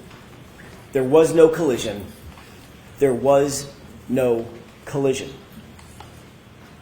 I want to take a minute to start off with thanking you. I want to thank you for your attention. I want to thank you for your patience. I want to thank you for your diligence. This is not an easy undertaking. Most of all, I want to thank you for your courage, because courage is what this moment demands. Not just to listen, but to stare directly at injustice and say, not here, not now, not on our watch. That's what you're being asked to do. Stare down injustice. I want to start with a simple truth. You folks, not us, nobody else in the courtroom, you folks are the last line of defense. The last line of defense between an innocent woman and a system that has tried to break her, that falsely accused her, that tried mightily to bury the truth. This case was corrupted from the start. It was corrupted by biases and conflicts and personal loyalties that you heard about. And most fatally, it was corrupted by a lead investigator whose misconduct infected every single part of this case from the top to the bottom. In our opening comments to you a few weeks ago, we told you what to watch for. We warned you what to watch for. We begged you what to watch for. Watch for the physical evidence. Pay attention to the medical facts. Pay attention to the science and the physics. But also pay attention to the integrity, the very essence, the integrity of the investigation. But you also saw something during the course of the trial that none of us might have expected, something that should sadden us, something that maybe would anger us. On full display, you saw the lengths to which some police officers will go to protect their own at the expense of the rest of us, at the expense of Karen Reed, an innocent woman. Before we examine the evidence in the case, which we will do, we need to understand the very foundation of the entire system of justice in which we operate. It's the bedrock on which this entire system is built. Reasonable doubt. This isn't just a technicality, and it's not a slogan. It's a constitutional shield that protects the innocent and prevents the government from punishing without proof. The Commonwealth has the high burden to prove every single element of every single charge beyond a reasonable doubt and to a moral certainty. As I said, those powerful words are not just some legal jargon. They're your mandate, they're your obligation, they're your community's protection against injustice. In our system of justice, Karen Reed sits here today presumed innocent, cloaked in the presumption of innocence. That presumption is not fragile. It doesn't just disappear because there's a charge or a badge or a theory. That presumption stands firm unless and until the Commonwealth clears that high bar, the highest bar the law provides, proof beyond a reasonable doubt and to a moral certainty. That means at the end of this case, at the end of the trial, you think about one or more of the charges, you think, you know what, maybe that's true. It might be true. Then you vote not guilty. If you think it's possibly true or probably true, your vote must be not guilty. If someone among you thinks it's likely true or even very likely to be true, your vote is not guilty.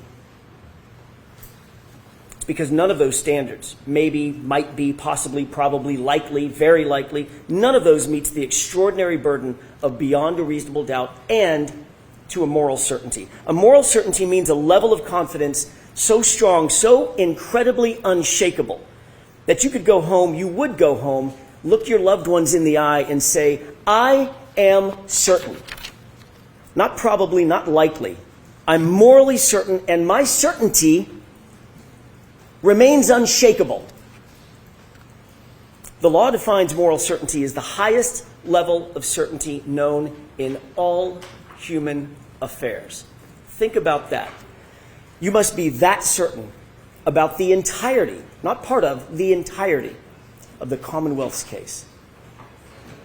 As we discuss this case, you'll see that the Commonwealth comes nowhere near, nowhere close to reaching that extreme burden of proof. Ladies and gentlemen, on January 28th, 2022, it was a Friday night. John O'Keefe and Karen Reed made plans to meet up with friends, go out for drinks. You saw through video evidence and eyewitnesses that they were affectionate, they were loving, they were in good spirits throughout that evening. They started off at C.F. McCarthy's, which you've heard about, and eventually made their way over to the Waterfall Bar and Grill. When they got there, the Albert family, they were already there, and they were already drinking. The Albert family, it's been established as a very well-known family in Canton. They've got quite the reputation. Brian Albert was at the Waterfall, a longtime Boston police officer. His wife, Nicole Albert, was there. She was with him. His brother, Chris Albert, who was a Canton board selectman, he was there. His wife, Julie Albert, their daughter, Caitlin, and his sister-in-law, Jennifer McCabe, whom you met, and her husband, Matthew McCabe, whom you did not meet. They were all there drinking before John and before Karen ever arrived. But also present at the Waterfall that night was Brian Albert's friend, Brian Higgins. We know that he had a romantic design on Karen. That becomes an incredibly important fact as we discuss the facts of this case. As the bar was closing around midnight, the Alberts invited everybody back to their house. They wanted to keep the night going. But the evidence revealed something interesting, that the invitation to John O'Keefe appears to have been for a different reason, an alternate reason. Think about the video of Brian Higgins and what Michael Proctor in his investigation completely and utterly ignored.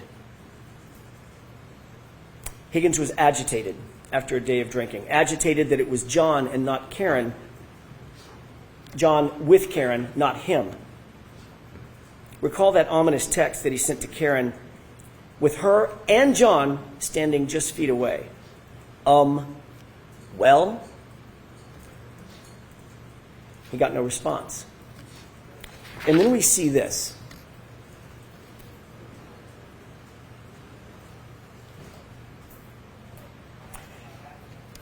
That's what Brian Higgins was confronted with following his well text. What of all things starts going through Brian Higgins' mind? Where does his mind go? What is he thinking about after seeing this, after witnessing this? He shows you.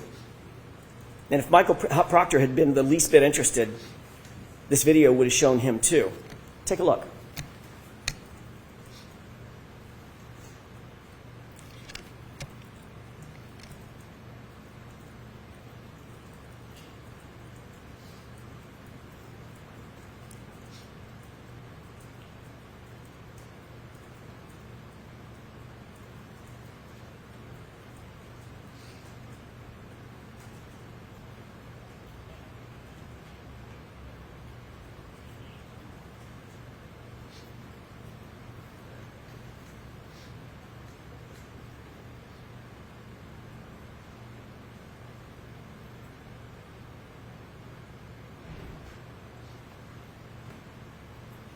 Sparring, practicing, fighting techniques. Where was Brian Higgins' mind? What was he thinking about? And then what happens? Before you look at the next video, think about what you're going to see. This next video is after he sees John kiss Karen on the forehead, after he sends that aggressive text to Karen with her standing just feet away. Watch closely, and this is what you're going to see. This is what Michael Proctor and his investigation completely ignored. Higgins is very clearly upset. He's agitated. Chris Albert tries to control him. He tries to talk to him, calm him down perhaps. Chris forcefully grabs Higgins' arm. You'll see that in the video that you're about to watch. It appears that Chris is trying to calm him down from something. Brian Albert's standing right there with the other two men. But Brian Higgins is having none of it. He appears to be hyper-focused on one person and one person only, John O'Keefe. In an instant, Higgins angrily jerks his arm away from Chris. Higgins rubs his brow, and he directly gestures at John. a gesture that looks a lot like, let's step outside. Let's go outside. But John looks at him, takes a swig of beer, completely ignores him. Take a look.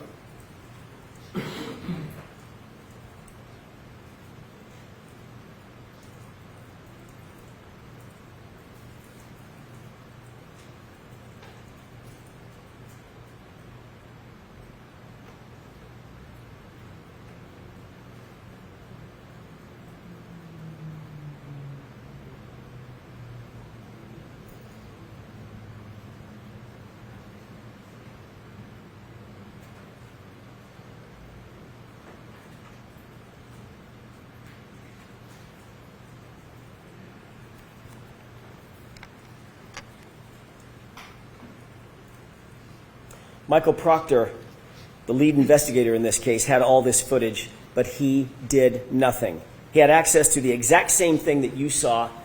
Why did he do nothing? A few minutes later, Higgins then texts John directly. You coming here? 3 question marks. It's now 12:20 a.m. These guys are not good friends. They barely spoke or even acknowledged each other when they walked into the bar together, other than a quick greeting. So why was Higgins coaxing John over to 34 Fairview? You coming here after this? And why not text Karen? Because at that moment, he wasn't interested in Karen. He was interested in John O'Keefe. This is about 5 minutes before John gets out of the SUV and walks toward the house. About 5 minutes before Karen sees him alive for the last time. So what happened inside that house, or that basement, or that garage? What evidence was there for the investigators to look into? What did they ignore? Laceration over John's right eyelid, black eyes, a large dog at the home, an obvious dog bite on John O'Keefe's right arm, a head injury from falling backward onto a hard surface, alleged surface, a text from Higgins, one of the last people to ever communicate with John O'Keefe. You coming here? Those words now echo in the wake of John's death. But Michael Proctor, he didn't listen. When John didn't come back outside, Karen, very oblivious to what had happened, thinking she was just left alone in the car, out in the cold, in the middle of the night, she got frustrated and she drove home. She arrived back at home, and her Wi-Fi connected to her car or phone connected to John's Wi-Fi at 12:36 a.m. It's an important time, 12:36 a.m. She left John voicemail after voicemail after voicemail. He was unresponsive. He didn't pick up a single call. He didn't respond to a single text. The longer he didn't respond, the more upset she got. Her voicemails reflect that frustration after the fact. That's the frustration that you hear in her angry voicemails.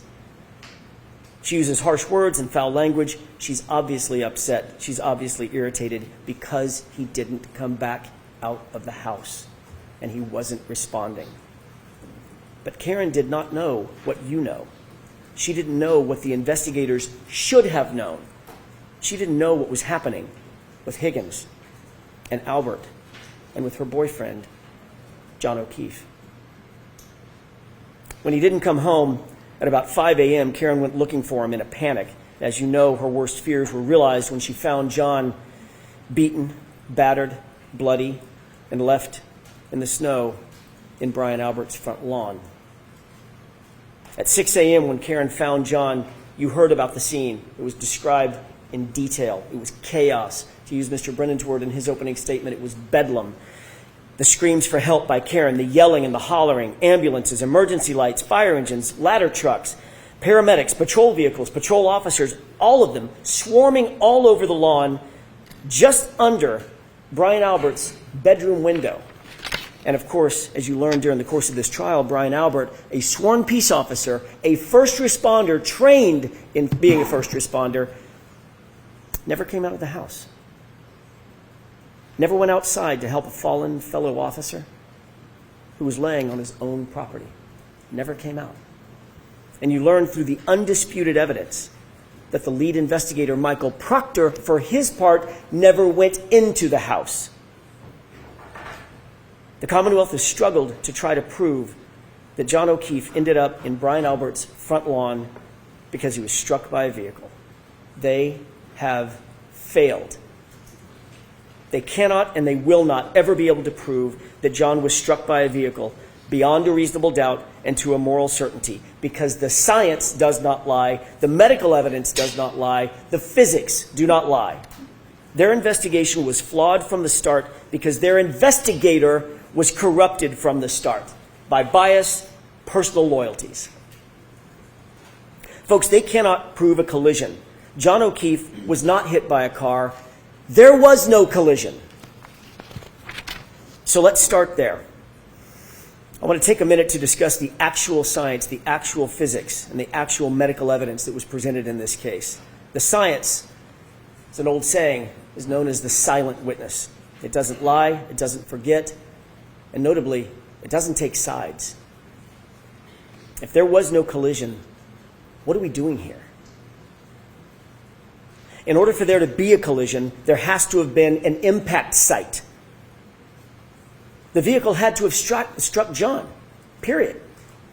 I want to remind you of some of the most important testimony in the entire case, and it comes from the Commonwealth's own medical expert, Dr. Irini Scortibello, the Commonwealth's medical examiner, someone governed by law to make these decisions. We know that a person struck by a vehicle suffers massive trauma, broken bones, fractures, soft tissue damage, torn ligaments, contusions, soft tissue injury, severe tissue injury, crushing blows. None of that was present with John. None of it. Not anywhere on his body, including his right arm. Not one bruise. Nothing. The fact is, the injuries are not from a vehicle impact. Not his head injury, not those scratch and bite wounds. Not a single medical expert, think about this, not a single medical expert called by the defense or called by the Commonwealth has testified that John was hit by a car. Not one. Think about the irony. Not one. That's not just significant. It's literally the most important point in the entire trial. Listen again to Dr. Scortibello's words. Question. You did not include in your autopsy, in any fashion, any discussion of whether Mr. O'Keefe's injuries were consistent with a motor vehicle accident, did you? Answer. No, I did not. She told you, quote, I did not see any evidence of an impact site, end quote.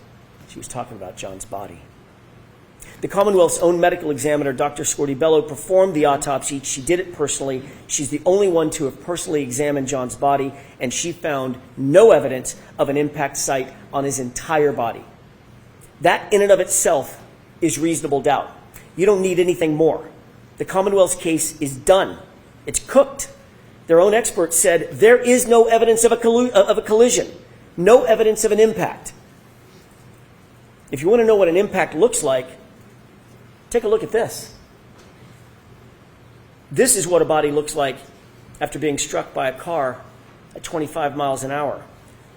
And this is what a car looks like after hitting a person at 25 miles an hour. These are exhibits from Dr. Welcher, the Commonwealth's expert. John didn't even have a bruise. Make no mistake, Dr. Scortibello was presented with the Commonwealth's theory of the case, the same case that you've been presented with, and she refused to conclude that John's death was a homicide. She flatly refused to conclude that there was a collision. And you know who agrees with that? That silent witness, the science, the physics, the data. Dr. Wolf and Dr. Rentschler, you just met them recently. They explained they were not initially hired by the defense. They were asked by another agency to conduct their analysis. They looked at the evidence from both sides, not taking a side for the defense or the Commonwealth, completely independent. They looked at the damage to the SUV on the one side of the coin. They looked at the injuries to John O'Keefe on the other side of the coin. Both PhDs, both engineers determined there was no collision. I'm not saying it. The science says it. That SUV's taillight was not damaged by striking an arm, and John was not struck by a 6,000-pound SUV. Period. Full stop. Dr. Dan Wolf did the testing on the taillight. Actual testing, not some ridiculous blue paint kindergarten project. He did lab testing. He did field testing. He did data testing. Actual impact force analyses. In every single test at every single speed, the taillight damage was inconsistent with striking an arm. In every test, the taillight damage was inconsistent with damaging the shirt, the sweatshirt. Remember that severe internal damage to Karen Reed's taillight. Not just the outer lens. The internal diffusers were completely smashed, completely shattered. ARCA testing established that all the internal components of every single test taillight, especially the diffusers, remained completely intact. Conversely, on Karen's taillight, the diffusers were almost completely gone. Folks, understand something. If any part of that diffuser portion of the taillight is broken, there is no light. It doesn't illuminate at all. It's just black. Let's take a look at a couple of photos. At 5:07 a.m. at One Meadows, that's the photograph on the left. What do you notice about the right taillight? It's completely illuminated. Later, at 4:12 in the afternoon, photograph on the right, it's lit up. How can that be? How can that be if the Commonwealth claims that those diffusers, the portion that lights up the light, were already scattered all over 34 Fairview? That's their theory.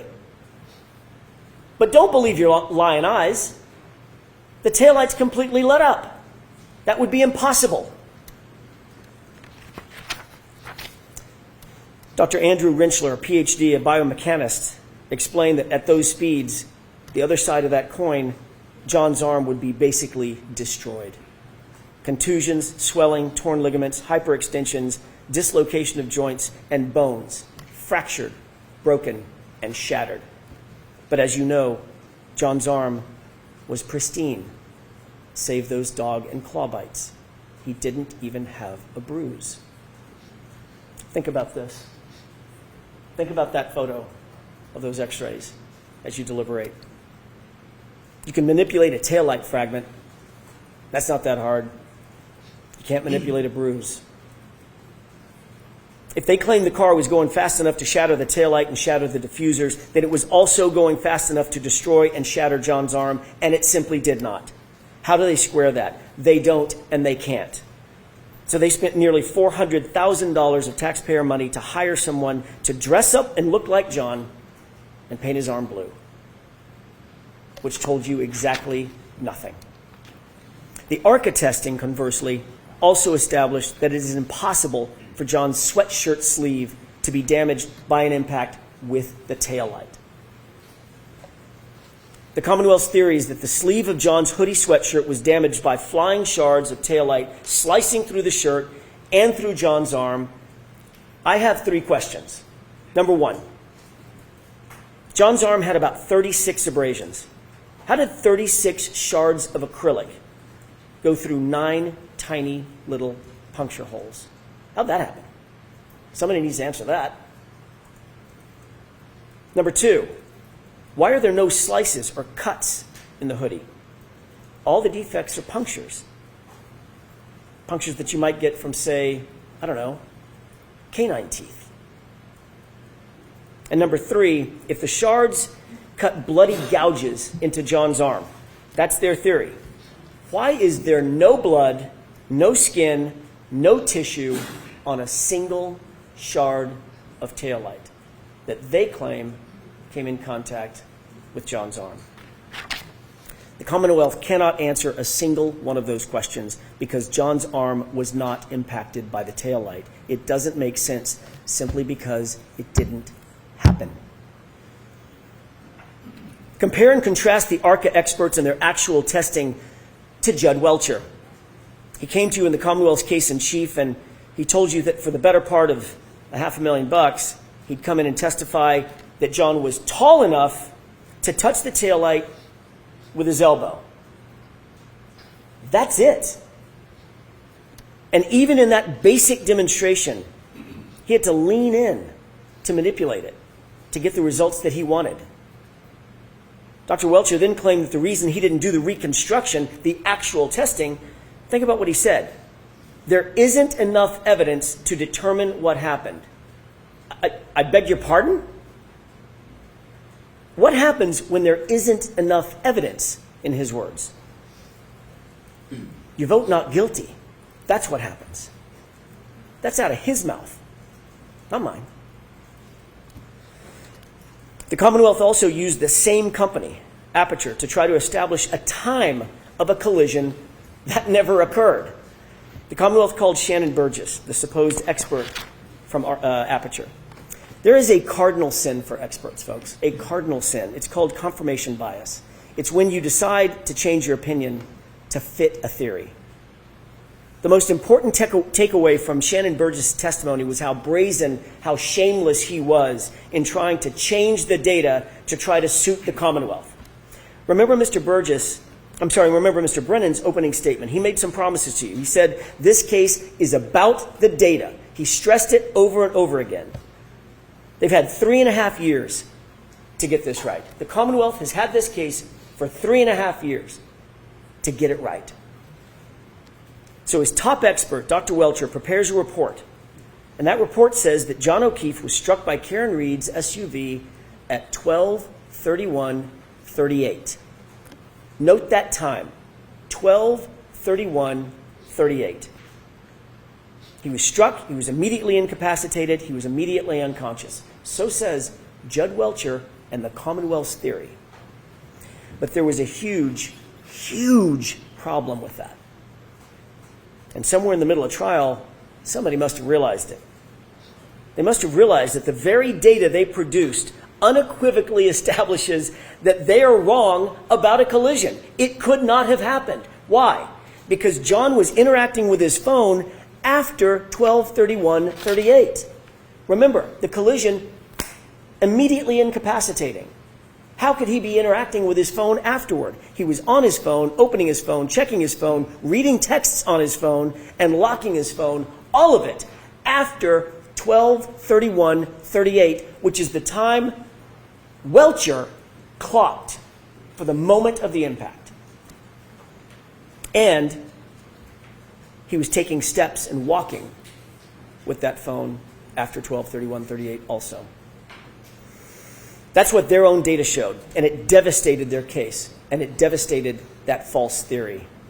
There must have been panic, I'm guessing, in the room. What do we do now? The data shows John wasn't struck by the car. What do we do? Enter Shannon Burgess. Question. Can you believe him? Can you believe Mr. Burgess? He came up with a brand new story right in the middle of trial. You might ask yourself, would an expert actually say something he knows not to be true? Would an expert actually say something he knows is not supported by fact? Would an expert shade the truth? You don't have to look any further than Shannon Burgess's CV to answer that question. That was a shame. Even with the pull and push and stretch and manipulation of the time data that Mr. Burgess came in here and told you about, it still shows that John O'Keefe was very much alive and walking around after they claim he was hit and incapacitated. Think about that. Matt DeSogra looked at Burgess's report and told you that in 30 out of 30 scenarios of the possible time skews that Shannon Burgess identified, he came in the middle of trial and identified all these other time skews that he called it. In every single scenario, John was alive and walking after they said he was hit. And that's a problem for them because there was no collision. Just look at Mr. Whiffen's data, Ian Whiffen. John O'Keefe took 31 steps at a steady rate, about 83 feet, and then think about this, in a westerly direction. That would be right toward the house. Remember, it's 78 feet to that garage door. That's not a coincidence. The Commonwealth's witnesses, or the Commonwealth's witness, Mr. Ian Whiffen himself conceded that he has reasonable doubts about the accuracy of John's location data. Remember that question and answer on cross-examination by Mr. Alessi. Do you have doubts? I do. Are those doubts reasonable? They are. And remember, it's still the Commonwealth's burden. If their own cell phone expert has a reasonable doubt about John's location, so should you. John O'Keefe was inside, and the phone battery temperature further proves it. This is not speculation. This is science, and it's irrefutable. It tells us that he was not laying outside in the cold. He was inside somewhere a little bit warmer. Ian Whiffen told you that when the iPhone is exposed to freezing temperatures, think about these numbers. When the iPhone is exposed to freezing temperatures, it will drop from 81 to 21 degrees in 15 minutes. 15 minutes. That's a 60-degree drop in 15 minutes. Now look at John's phone. It was laying, according to the Commonwealth, it was laying directly on frozen ground. He arrived at 34 Fairview and his phone dropped only 20 degrees over the course of an hour. Then inexplicably, it stayed steady, never dropping below 50 degrees for the next 4.5 hours. Never dropping below 50 degrees for the next 4.5 hours, basically through the entire night. He was not outside. He was someplace warmer, like a basement or a garage. Dr. LaPosada confirmed that John O'Keefe did not have hypothermia. No telltale signs, no telltale Wisniewski spots, no frostbite on any extremity. He did not die of hypothermia because he wasn't outside. Dr. Isaac Wolf, Dan Wolf, Elizabeth LaPosada, Judson Welsher, Andrew Rinchler, all agreed. Every expert agreed.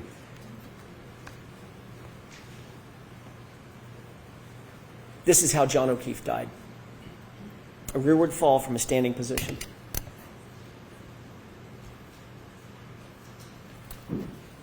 What could make you fall straight back like that? Let's just think about that for a second. What could make you fall from a standing position as Judd Welcher just showed us? Standing up, falling straight back. Add a laceration to the right eye consistent with a fist or a punch, and you've got your answer. He certainly didn't sustain that wound on the back of his head by falling backwards onto a lawn. Dr. LaPosada told you that the patterned injury on the back of John's head could only be produced by hitting a hard, ridged, or ledged surface, like a concrete stair or step. What's just through that garage door? Michael Proctor never stepped down in that garage to find out. What a shame. And look at the arm.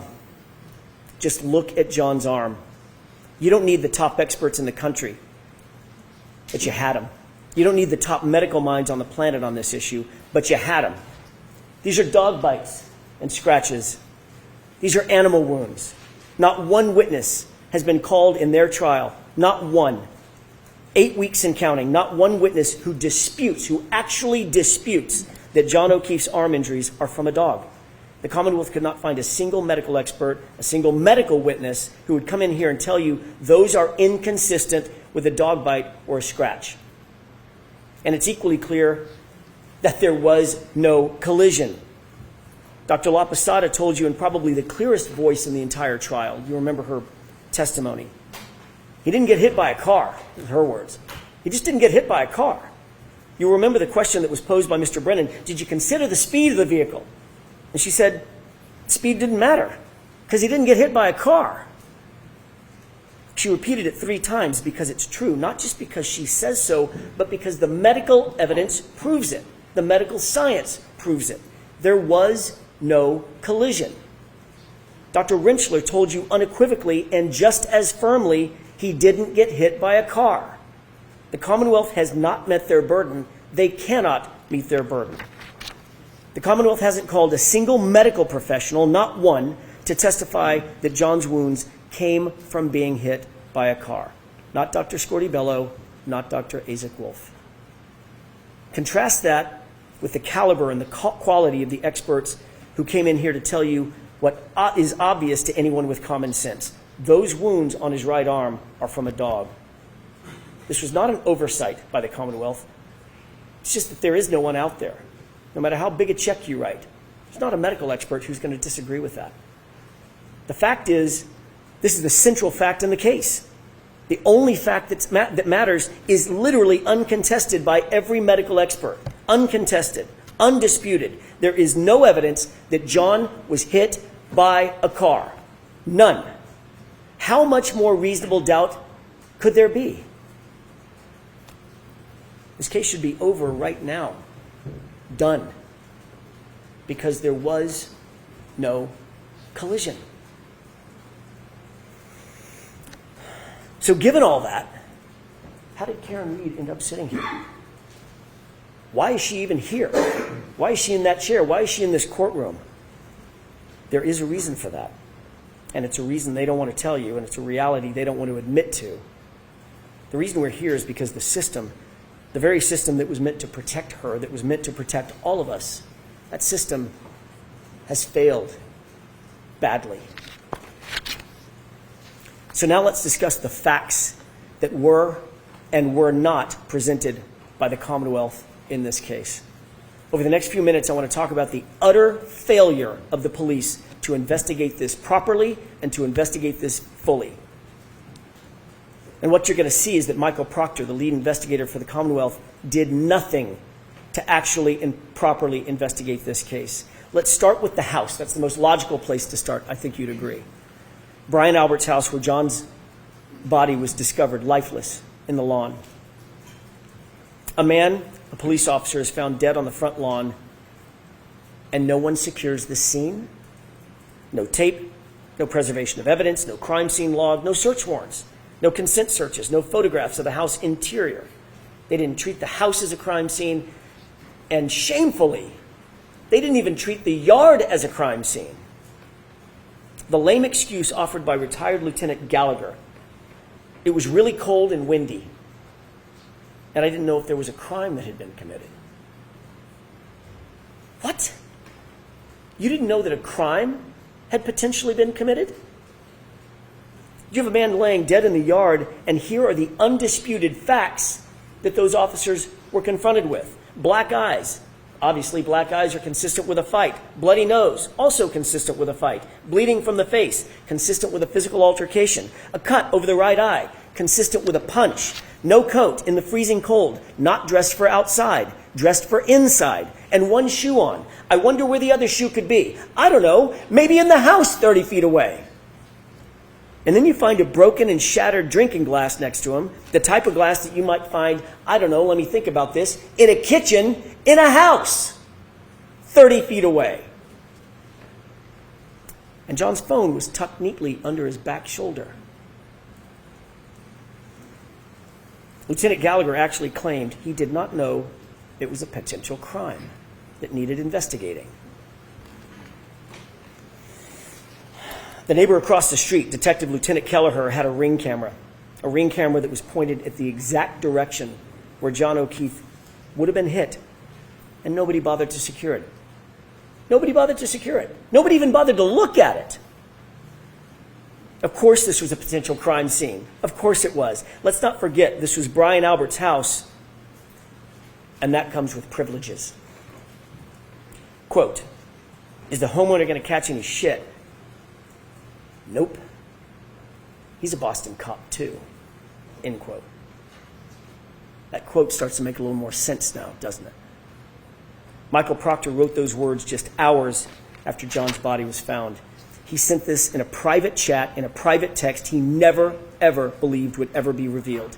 He sent that text in a series of messages that now belong to you. You weren't given the opportunity to hear from Michael Proctor, but you can read his thoughts for yourself. And I urge you, go read them. They're in Exhibit 209, in case you're wondering. But here are the highlights. Proctor starts the conversation, quote, all the powers that be, one answers ASAP. He's getting pressure, obviously. Get this done. His friend then asks what Proctor's probably thinking at the time. Quote, I assume you guys are out to make it cut and dry since it involves cops. Something stinks. And Proctor responds, yeah. to the something stinks. And then he goes on, but there will be some serious charges brought on the girl. Think about that. Hours into this investigation, there will be some serious charges brought on the girl. She's a whack job cunt. Yeah, she's a babe. Weird Fall River accent, though. No ass. No ass bitch. She's got a leaky balloon knot. Leaks poo. 0 chance she skates. She's fucked.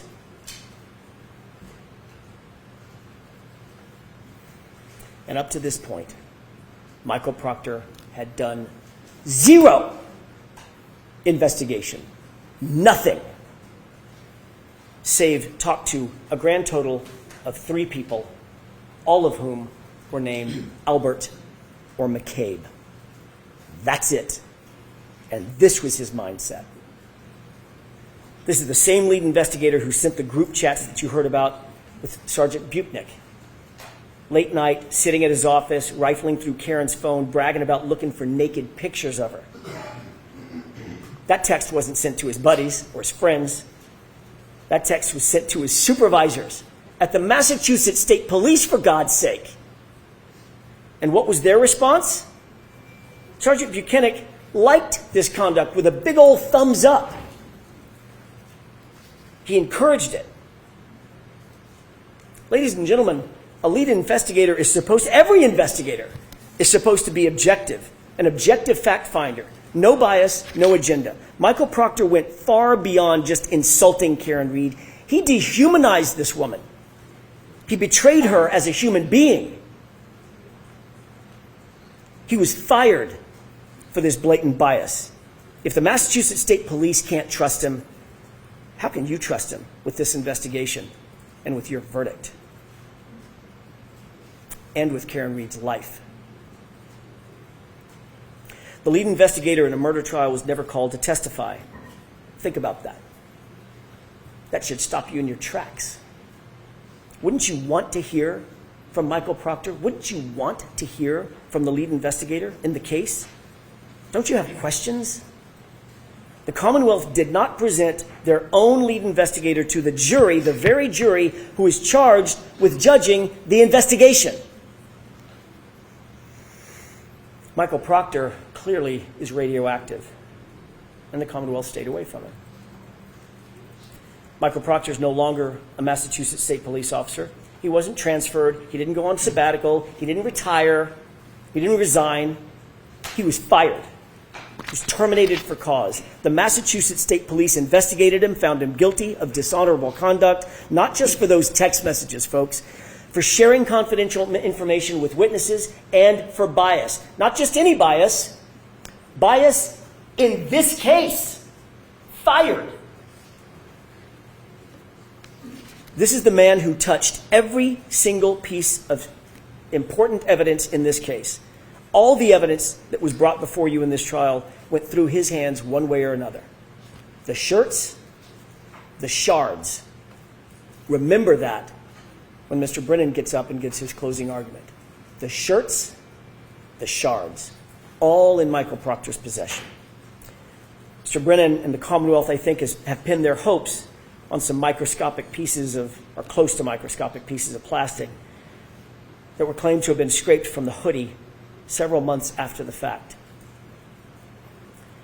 What he failed to ask every single witness is who had access to that shirt and who had access to those taillight fragments, and the answer is it was Michael Proctor. Not for days, not for weeks, for months on end, for months unaccounted for, before they were submitted to the crime lab, before they were ever scraped. Just go look at the chain of custody documents. You've got them. Why didn't Michael Proctor give those clothes to Maureen Hartnett with the crime lab when she was at Canton PD just days after the fact to receive those solo cups? Remember that? Just a few days later, she was there. She drove up. She did the driving to take the solo cups in the grocery bag, which has a ridiculous aspect to it in and of itself as well. Why not just give her the shirts as well? Give her the taillight fragments if any were found at that point. Why hold on to them? What could possibly be a reason? Why wait until March to book those into evidence? Now let's talk about some of the other problems with the Commonwealth's evidence. As I indicated, there was no blood, no skin, no tissue, no DNA found on a single piece or shard of the taillight that the Commonwealth claims cut and sliced into John O'Keefe's arm. Where is that trace evidence? Where is that biological evidence? The DNA. Where is it? They've got nothing. Not a single piece that the Commonwealth wants you to believe cut up John's arm. How is that possible? It's not possible. The only way it's possible is if those shards never touched his arm. Because it was a dog. Oh, and the one sample of DNA that they did find, by the way, was found on the outer, smooth part of the housing. Not any shard. It was the outer, smooth part of the housing. Nothing that they claim actually came in contact with John O'Keefe. Number two, that sample had DNA of two other men, two other unidentified males. That tells you that that DNA had nothing to do with a car strike. That DNA would be expected to be, John's DNA would be expected to be all over that car. Inside, outside, he had access to that car for months and months and months. He was in and out of it all the time. Show me some blood, then we'll talk. They can't, and they won't because it doesn't exist. That SUV never hit John. The hair found on the bumper. The Commonwealth really stretched its own credibility on this one. That magic little hair on the SUV supposedly survived a 37-mile drive in 47-mile-an-hour winds. But that little magic hair just clung there, just hung on. That same hair that moved in between photos in the Sallyport. Remember that? There were two photos taken, and it was either the breath of the photographer or just the movement of walking by the hair. It literally moved between the two photographs. But that hair is supposed to have hung on in a 37-mile drive in a blizzard? The only thing that hair proves that the Commonwealth is embarrassingly grasping at straws. That hair has nothing to do with anything. But it doesn't stop there. There was another revelation at trial, a big one, a huge one, and it came from a very unlikely source. Christina Hanley, the quiet, reserved criminalist who told you something the Commonwealth likely did not want revealed because it's devastating to their case. Absolutely devastating. And it's this. The glass on the bumper didn't match the cocktail glass. None of it. Remember, February 11th, Michael Proctor, without any other person with him, no witness, no supervisor, no other person with him, claims to have found a single piece of glass at the scene. February 11th, single piece of glass, Michael Proctor. Keep that in mind. Interestingly, the glass on the bumper that didn't match the cocktail glass, one piece did match one other thing. The Proctor glass. Those two go together. The only two things that go together from that bumper are the Proctor glass. We know that there's no glass in the taillight. We know that nothing else was shattered on the vehicle. Therefore, that glass had to be placed there. Didn't come from a crash. Didn't come from a cocktail glass.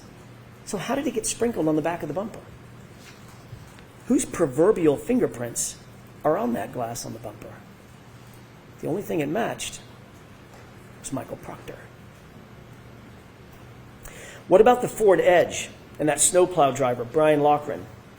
He observed that Ford Edge parked outside Brian Albert's house at 3:30 a.m. That vehicle was moved directly in front of where John's body was found sometime between 2:30 and 3:30 in the morning. The only person connected to a car of that make and model, Brian Albert. Michael Proctor did nothing to investigate that point. Did nothing to investigate whose Ford Edge was parked in a spot specifically to block the line of sight in the exact position where John's body would be later found by Karen Reed. No one, not Michael Proctor or anybody else, checked it for evidence. No one even asked any questions about it. That Ford Edge, Brian Albert's Ford Edge, completely ignored. Michael Proctor failed to interview obvious witnesses in this case. Why? Why didn't he want to speak to the snowplow driver, Brian Loughran? Why did he falsely claim that no one plowed the roadway that morning? When police dash cam video, you saw the dash cam, it shows plows going back and forth all morning. Why did he wait so long, years even, to interview Heather Maxson and Ryan Nagel, individuals who were literally outside 34 Fairview at the exact same time John and Karen arrived at Brian Albert's house that night. Brian Loughran, had he been investigated or interviewed, would have told Michael Proctor that he drove past the lawn multiple times on January 29th, and there was no body on the lawn. He would have had a perfect view. Remember, the weatherman told you there was only enough snow at that time. I think he said, in a very charming phrase, only enough snow to track a cat. I think that was it. There was no body there.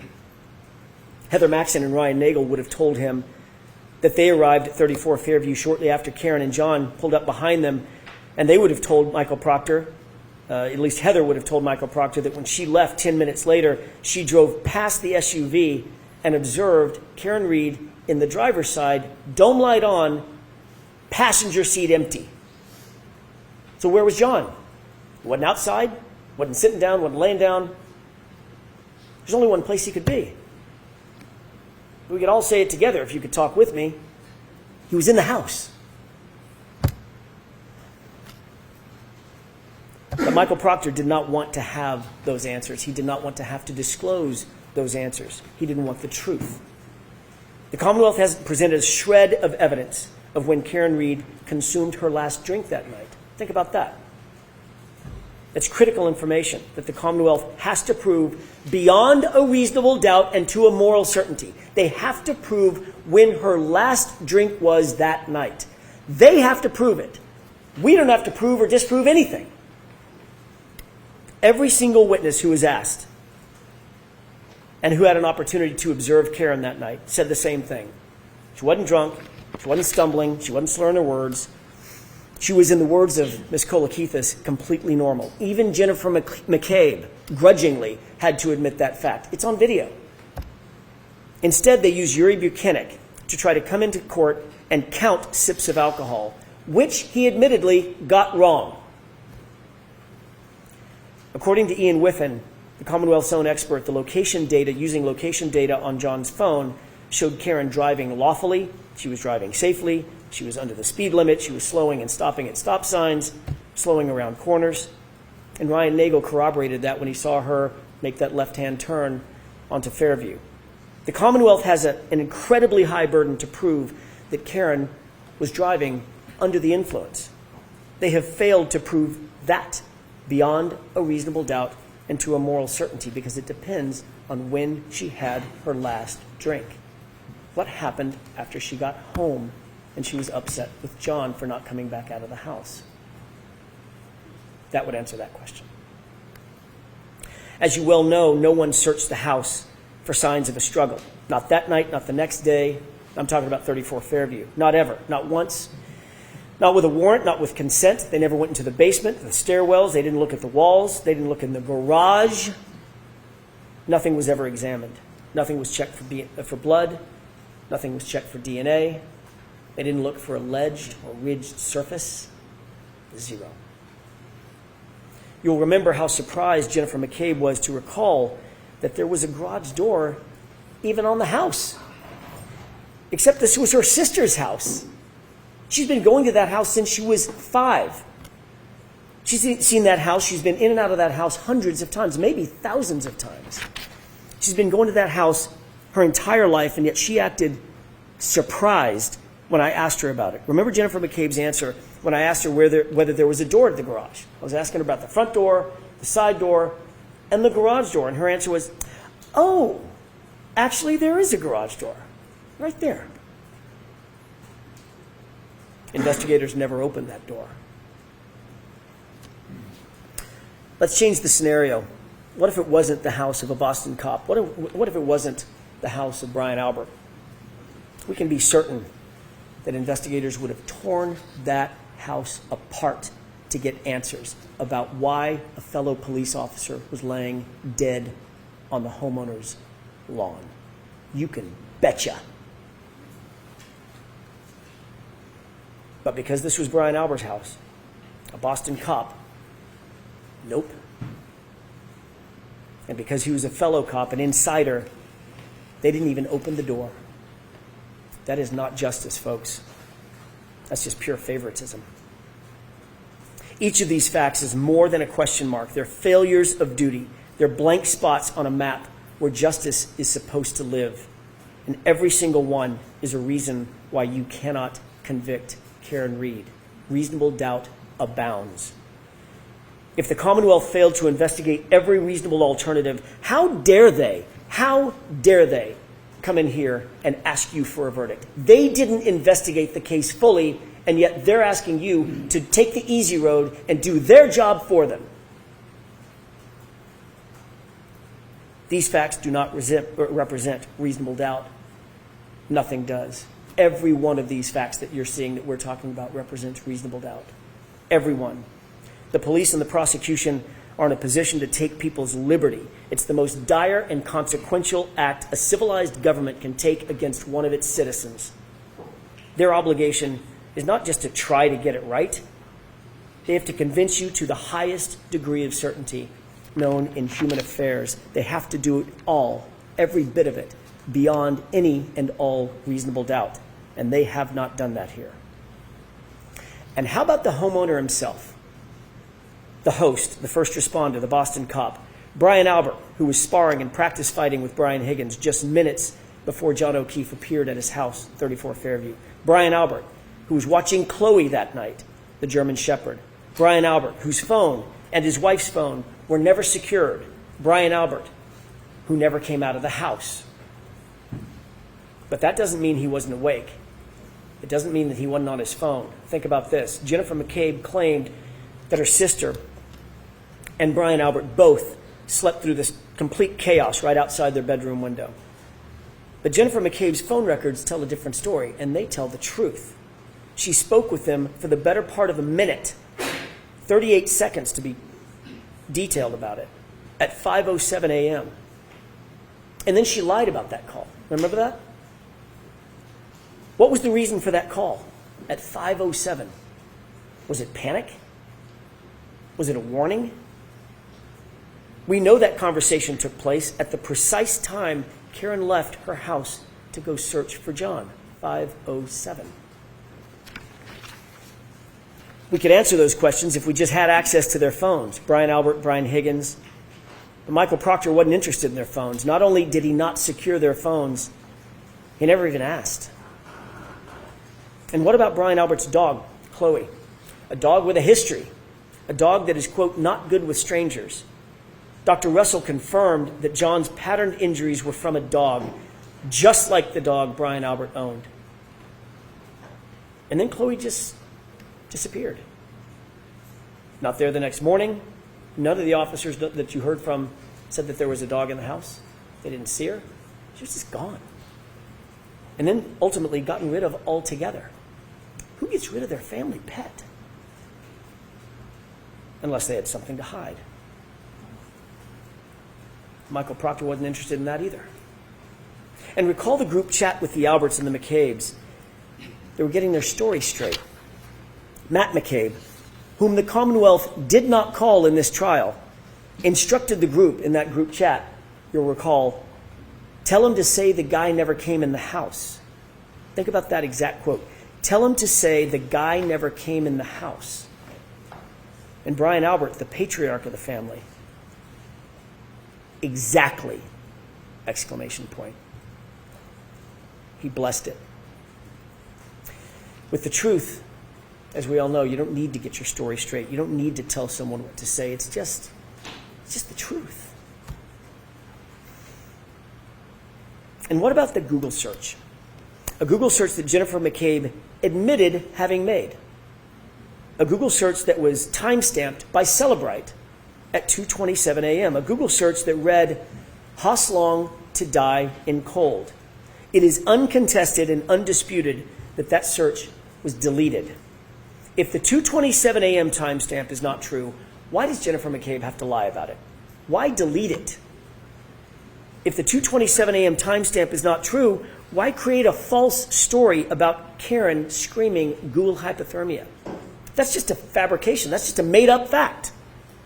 And by the way, if someone does tell you Google hypothermia, why would you Google how long it takes to die in cold? Wouldn't you just Google hypothermia? Jennifer McCabe enlisted Carrie Roberts to help shift the blame to Karen. Why go to that much effort unless you're trying to cover for something?